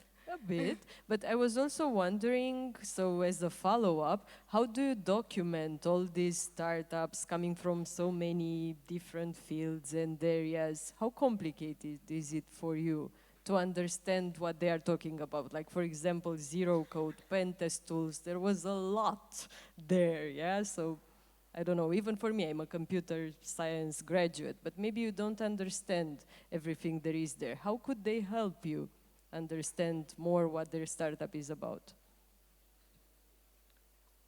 Well, I think we can take the example of explain it to me like I'm 5. They should know how to do that with everyone, because we're not specialists, and that's how other people will understand their business as well. We also have the help of investors, specialized investors and other specialized companies that we can, as journalists, we can ask their help to understand this business and understand if it's a viable one. Of course, it's not our job to decide if this is a viable business. Their clients will decide this, and the market will definitely decide this. And we as media are not this part of deciding. So you're not the jury, yeah. No. Mirel, how is it for you to research so many different fields and industries? In a way, I made years ago a life choice. I mean, I changed my life. I decided to go back to my ancient passion in my younger age. I read a lot. I read 4 to 5 hours a day. And I think that when somebody with a technical background is coming to you and is telling you the story of his or her business, I'm not really interested very much in the information, because the information I can find it after. I'm interested to see somebody who is telling me the real story, who is authentic, who is exposing his vulnerabilities as well. Because I'm not in a position to know everything, and he's not in a position, or her is not in a position to know everything. So we accept that we can build together a way of understanding the project. And I think it's enough to be open, and we as a journalist, we should do our job, because we live in a world where tomorrow in the morning we will have new applications, new technologies, another version of ChatGPT, I don't know what. It's changing very fast. So we need to keep in touch with these changes in the market. It's not easy. It's not easy. But it's not impossible. I mean, I have, my background is, I study philosophy, the history of religion. It has maybe nothing to do with the technology, but it has. And for the last years, I had to learn again mathematics, physics, and the technical background to understand what these people are doing. And it's fascinating for me. That's why I was asking, because honestly, I think you're heroes from this point of view, like a lot of information you need to document. Okay, so coming back to the founders who want to reach out to the media, both of you said that it's important for them to be authentic and to come as they are with vulnerabilities and explain exactly what the story is, and you also mentioned having a compelling story and an attractive one. Are there other tips about how they should come and find you, and also about how they should approach you, maybe? Because I think you get a lot of messages, both of you. I think the startups that are going to be covered are firstly the ones who ask for it. I mean, we're not going to find you if you do not come to find us. So that is Are the you first prepared step. for this? You're gonna get a lot. Yes. We are trying to. We can work together, and I don't know if you know, but media has been pretty challenged lately. But yes, we are prepared to. We are trying to, and we're trying to keep up. But yes, that would be the first step. Come reach us, and maybe show us if your product or solution has been validated. So maybe that's the point where it's like that's the starting point of a discussion with the media, when it's a validated product or solution. And when that is the moment when you want to be known as a brand, and you want to be known to your clients, and yeah, maybe that's it. Okay, anything to add, Mirar? Or maybe a mistake they shouldn't be making? If I try to imagine a mistake, it's a mistake to not being funny. You have to have something catch you. Now, we live in a world which is very complex. We need also entertainment and so on. So when you tell me your story, make me laugh a little bit. You know, try to be human. Try to be, because you have the product, you have a team, you have a lot of things behind you, your project. But I need to see that you are special. You have something that I cannot find easily in other projects. And I think it's important to have a social impact. But anyway, today, I mean, all the projects have a very powerful social impact, and I'm very sensitive on this. It sounds a bit, you know, sound bites, but we would like to build a better world, and we think that these young people are very well positioned today to do it. Nice message. I'm also wondering if you can remember maybe a startup whose story you covered and it really is close to you. I don't know, maybe from the last year or something like this. It's a question to both of you. Well, I remember a startup from Innovation Days. I think it's the one that won the competition last year. I don't know exactly. It was the one about algae. They had they won the competition, and sometime after, they had to recognize that their product was not a viable one, that they did not find the correct solution, that so they were trying to use algae to absorb the CO2 from the atmosphere, but then they realized they produce more CO2 than they absorb. So they realized it's not viable, and they stopped the project until they would get a better idea. And I think it's really important to know when to stop and maybe move on and get a better idea. And you also got to cover the whole story, like also the... Yes, from the beginning to end, yes. Maybe another example that we interviewed recently is the Momsy app. It was an app which tried to connect mom. It started from a mother perspective. In the pandemic, she didn't find people to help her with the children. You know, the village that we all need, and it started from her perspective, and they tried to build a community to connect mothers at social events, to connect them to help each other when they needed tutoring their children together, something like that, when you had other things to do and you would not have your parents around. And they started building on that, but they expanded really fast. They expanded in like 2 countries already, different languages.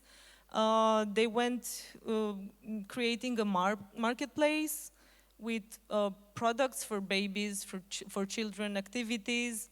So they expanded on a lot of separate activities, which diverted them from their main goal at the beginning, and they did this really fast at the beginning, which they considered as a mistake. They did not, and it was harder for them as well to find the community of the mothers. They thought they would create such a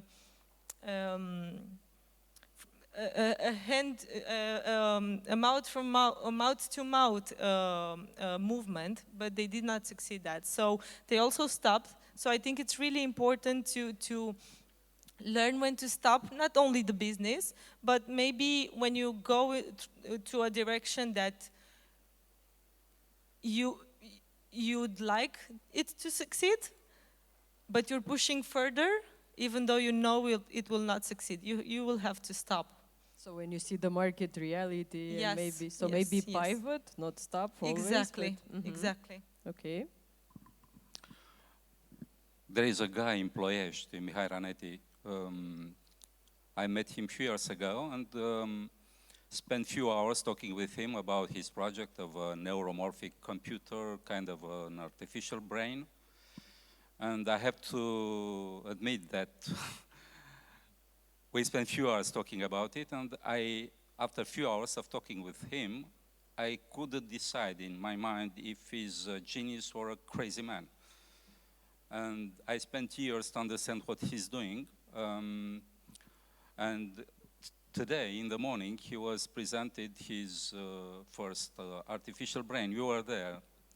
And I still don't know if he's really a genius or a crazy man, but I interviewed him, and what is important for me is that he allowed me to tell a very fascinating story for me, to have such a project, ambitious project built in Romania, because I think that we are all building the same story, and the story we are building, us as journalists, them as founders of startups, the guys with the money and so on, all this ecosystem, we are trying to, I think, we are trying to change the story we are telling about our country, because the story we are telling about our country today is not a good one.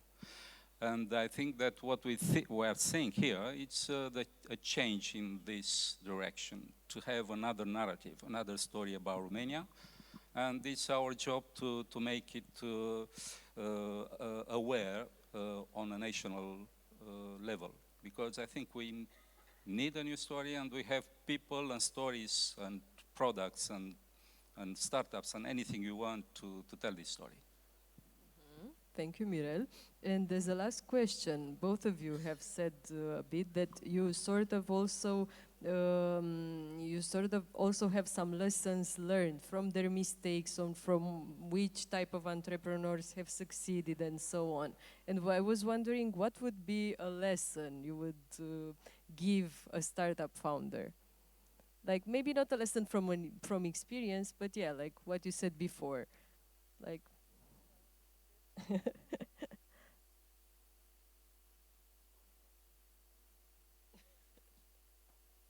The time is not yet done.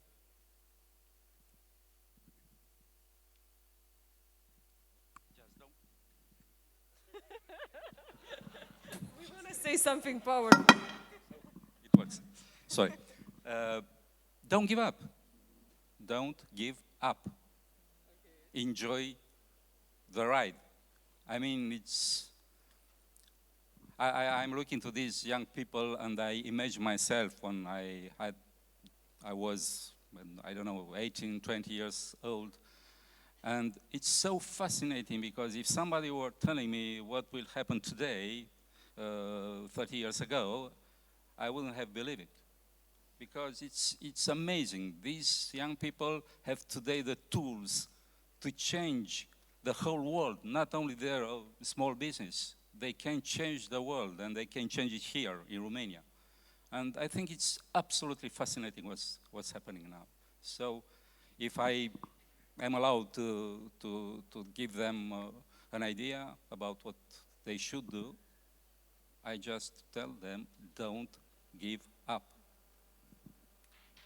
Very shortly, my advice would be much the same. We're a startup as well, and it's really hard to grow in this environment. Maybe try another way if it doesn't work the first way, and the other, and the other. Try different ways, and yes, don't stop. Okay, so don't give up. Look at the audience. You can change the world. You have a lot of opportunities. And reach out to the media because they are there to help you, and come as you are. That would have been the summary. Thank you. Thank you so much for the talk.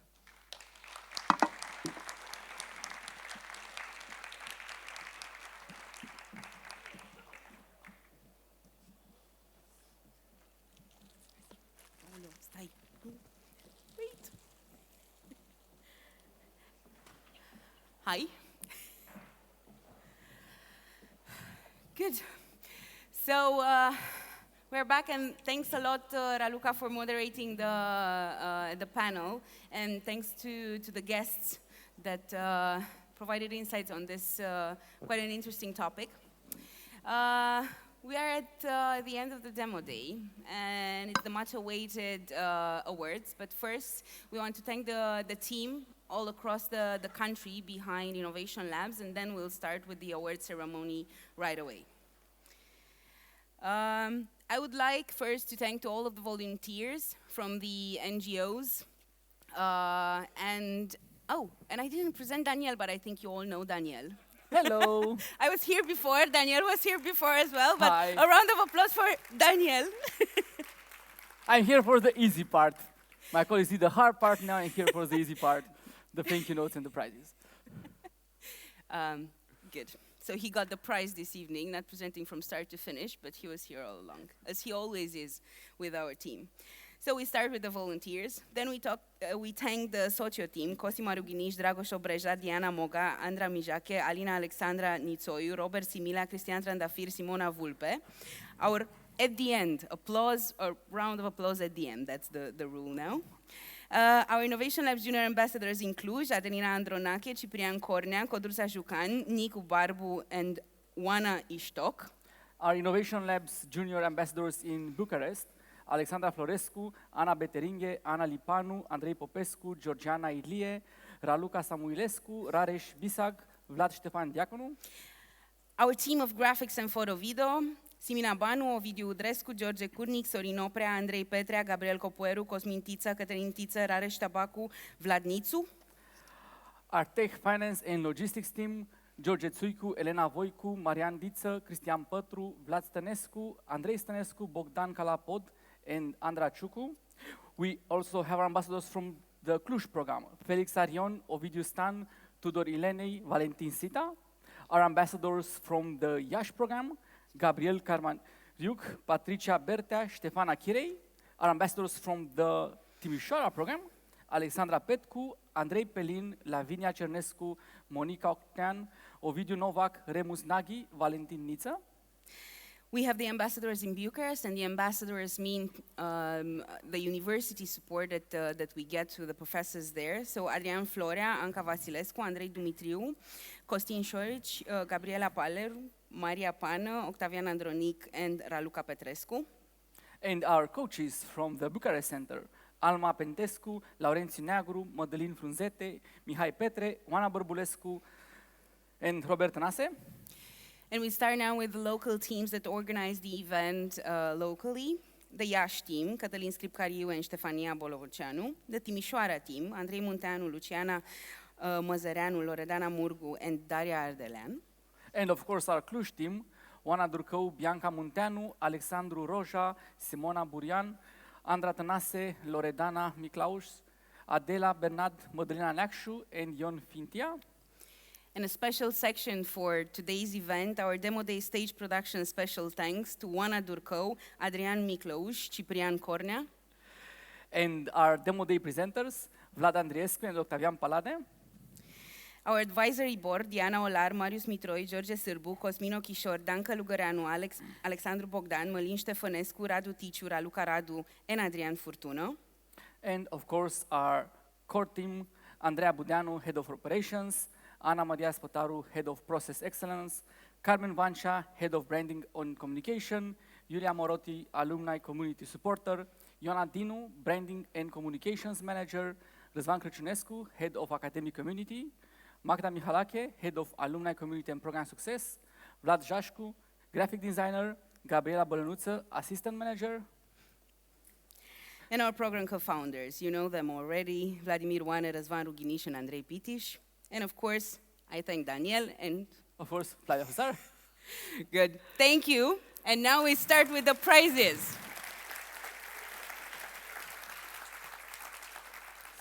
So, thank you. We got the plic. No, this is, Plics. yes, you have to realize this. So, before announcing the prizes, I won't say the classic, everybody's a winner. What I want to say is that we have been doing this for over 12 years. And I want to encourage all the teams that didn't make it to the final, or the teams that will not be on the stage here today, to either pursue further your current startup, or we would love to have you again here next year or in 2 years. We have, over the years, numerous teams that participated again and again. We have examples where that third time was a lucky one. The third time they won the big prize, and they got multiple investments after that. So this is not the end of your journey. This is either the next beginning or the preparation for the next beginning. And let's start with the first prize that we are announcing first. So, for the first prize, we want to invite a dear friend of ours, Mircea Vădan, managing partner at Activize, who's a strong promoter of tech startups, an angel investor, community builder in healthcare innovation through Freshblood and in green tech startups. Mircea? Oh, and hello, everyone. We provide the plic at the end, after your speech. Yes, awesome. Speech. So, I was thinking about the vote of the public, and I remembered about a short story, only half an hour, 2 minutes, kidding. And it was a story about two climbers who were trying to climb a mountain, and it was a competition, and it was a crowd on the ground who were thinking, talking with each other, oh, this mountain is unbelievably hard to climb, and they will not make it. And the climbers started to climb it, and the crowd was talking on the floor, on the base ground, about how hard will it be, how difficult, signaling the mistakes, and so. And one of the climbers stopped at the middle and said, okay, I cannot make it. But the other kept on going, and he reached the top, and afterwards he got back down. And everyone was so happy about that there was a winner. But when he came back down, they realized he was deaf. He couldn't hear any of the negative comments that the crowd had. So I believe this is the role of the audience, the role of the public in voting, in supporting startups, in encouraging them, especially when it's a shitload of things happening, when it's challenging, when you have a bad day. And I believe this vote is also about that, about supporting the ecosystem, about supporting startups with our encouragement. So let's see who we have as a winner. And We keep were in trying to, mind it doesn't work. Yeah. So that let me is not check, this is necessarily a about a public vote. It's also about a good word anytime at any startup that needs support, or at any person, because oftentimes we have challenges and mess in our lives and we need to sort it out. So with this Wait, being I think said, we need also this. One the second. public The vote. ballet is not complete if you don't have also this, so. The public vote goes to Photon Spark. Photon Spark, come on stage. I hope they are in the room.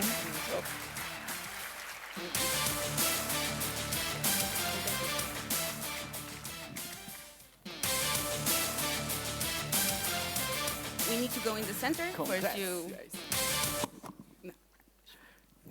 Congrats. Thanks, guys. Congrats. Somebody needs to hold the prize there. Flavia, do you want to go in the center? Or? No, I think Okay. I'm fine here. Shift. Scoop. Shift right. Shift right. Shift right.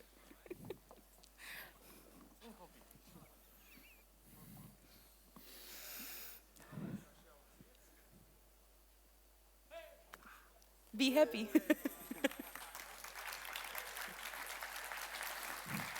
Congrats, guys. Congrats. Thank you. Micha, we also have something for you. Just one sec, so that we also have. Thank you. See you. Thank you. Not next year, earlier. Good.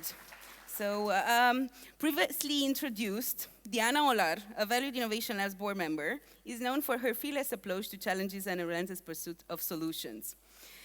She's been helping us since Innovation Labs day one, and tonight we are delighted to welcome her on stage to present the Best Product Award. Thank you so very much. I'm going to be very, very brief. Good products make or break a company. Great products inspire. Miral said most of the products here have social impact. You guys are driving change. And Andrei said in the beginning that together with Razvan, when they set off to begin this, they wanted to build a culture of innovation and product, an innovation and product culture. I think it's happening. So it's a real privilege to hand this award. And I'm curious as well, so let's see.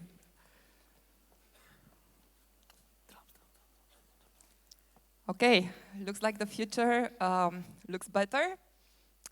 SeedPods, congratulations.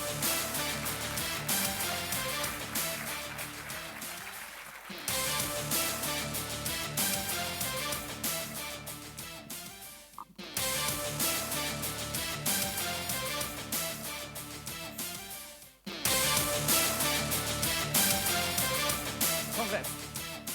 Congrats.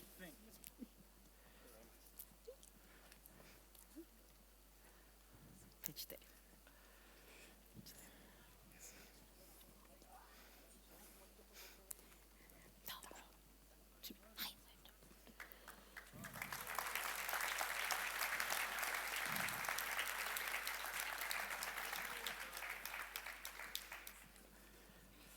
Nice. Thank you. Thank you. Diana? We had something for Diana, also We'll flowers, get that. also a trophy. We'll give it to you at the end. That's fine. Too many trophies. Good. Oh, so we move on to the Best Emerging Startup Award with a bit of emotions. And I want to invite on the stage our good friend, Mirel Bran. Thank you for the previous panel. And let's see who won the Best Emerging Startup Award. Microphone. Here it is. This one, this one. Oh, sorry, the microphone. Yes, that's very important also. Hello again. It's late, guys, but I have a very good news. We are coming from the future with the best emerging startup.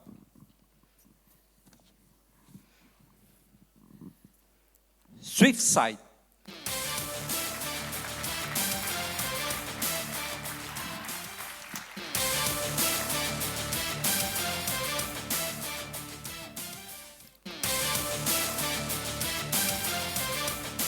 Congrats.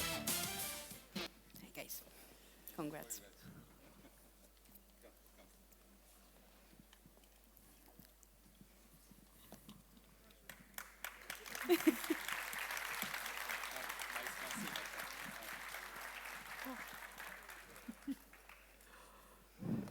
Congratulations. Mirel, don't go. Don't run, don't run. 1 second. This is yours. And thank you. Okay. And for the grand prize, the strong partnership between Innovation Labs and the Romanian American Foundation has been instrumental in fostering innovation and advancing innovative projects in Romania. RAF plays a crucial role in the national expansion of Innovation Labs since 2015, facilitating its expansion to 19 universities and 4 Innovation Lab centers. I invite Zuzana Dobre, as Vice President for Strategy and Programs at the Romanian American Foundation, to present the grand prize.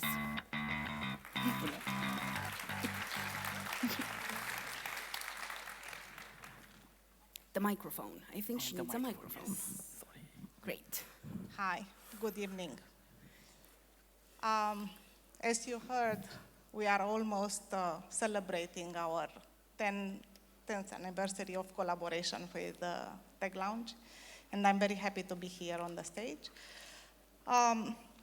One thing I want to say before announcing the winner.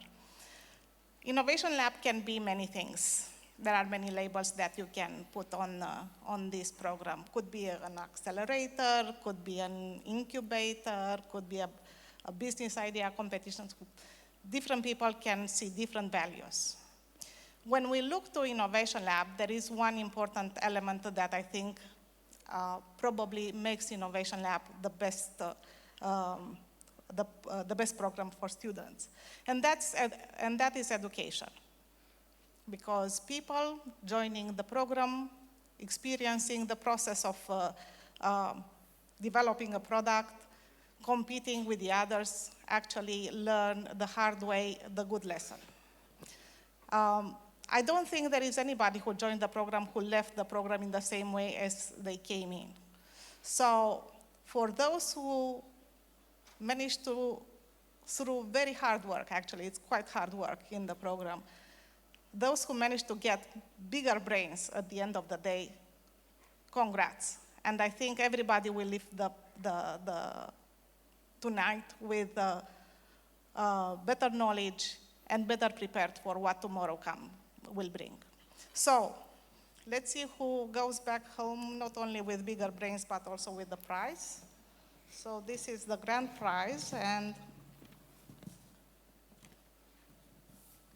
it goes to Rhythm Touch.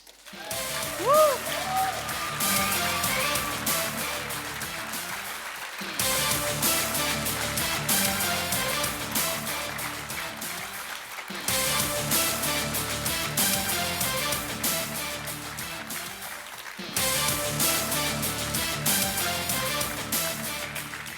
Congrats. Congrats. Congrats.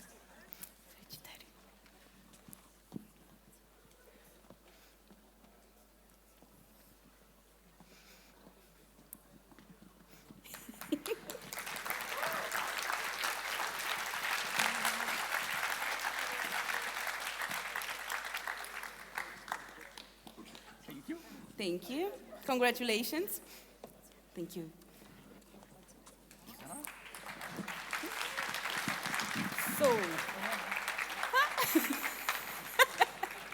So, we have a runner today with the flowers.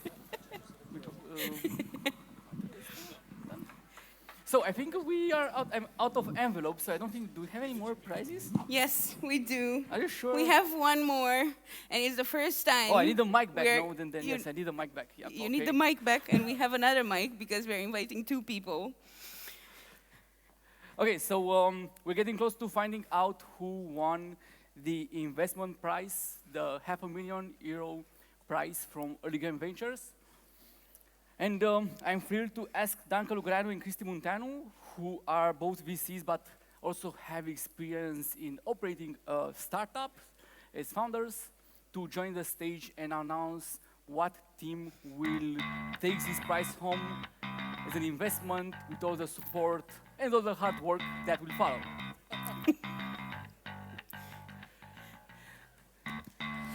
Dan. Hi, So it's your moment now.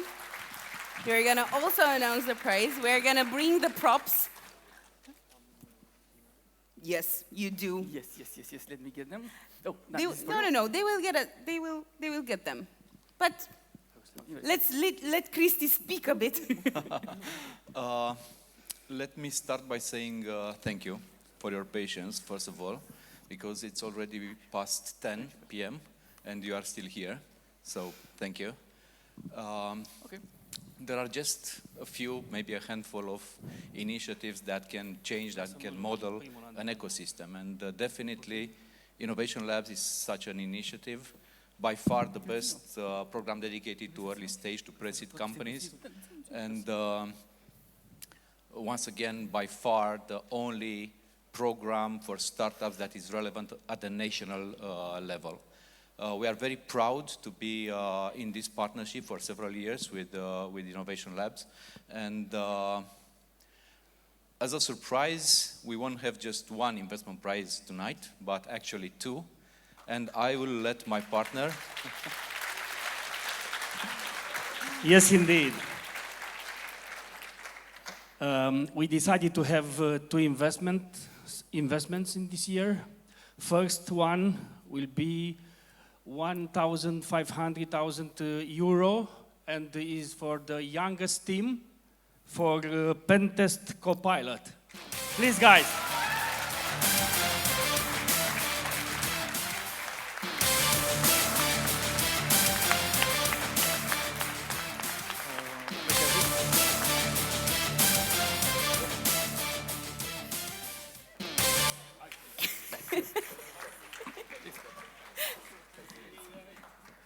Congrats, guys. Congratulations. Congrats. And this one. Somebody needs to hold it.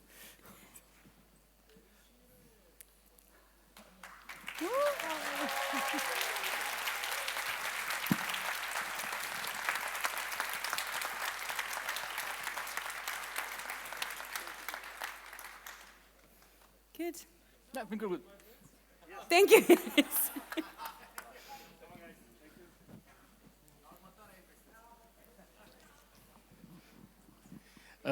And the second one, the big winner for the best team, the other investment, 3,500 euro, zero code team.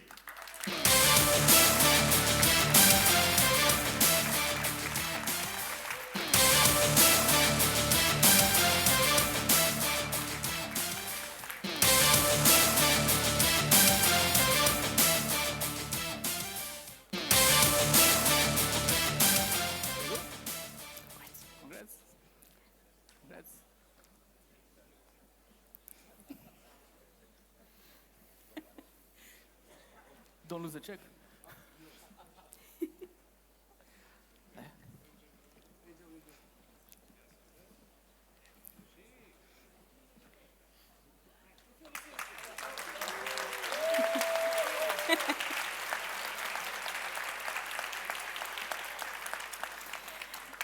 Good. So, thank you, guys. No, let's close in together anyhow, because we're just inviting everyone. Let's just invite everyone for a tiny bit of networking and some wine. So thank you all for being here with us today.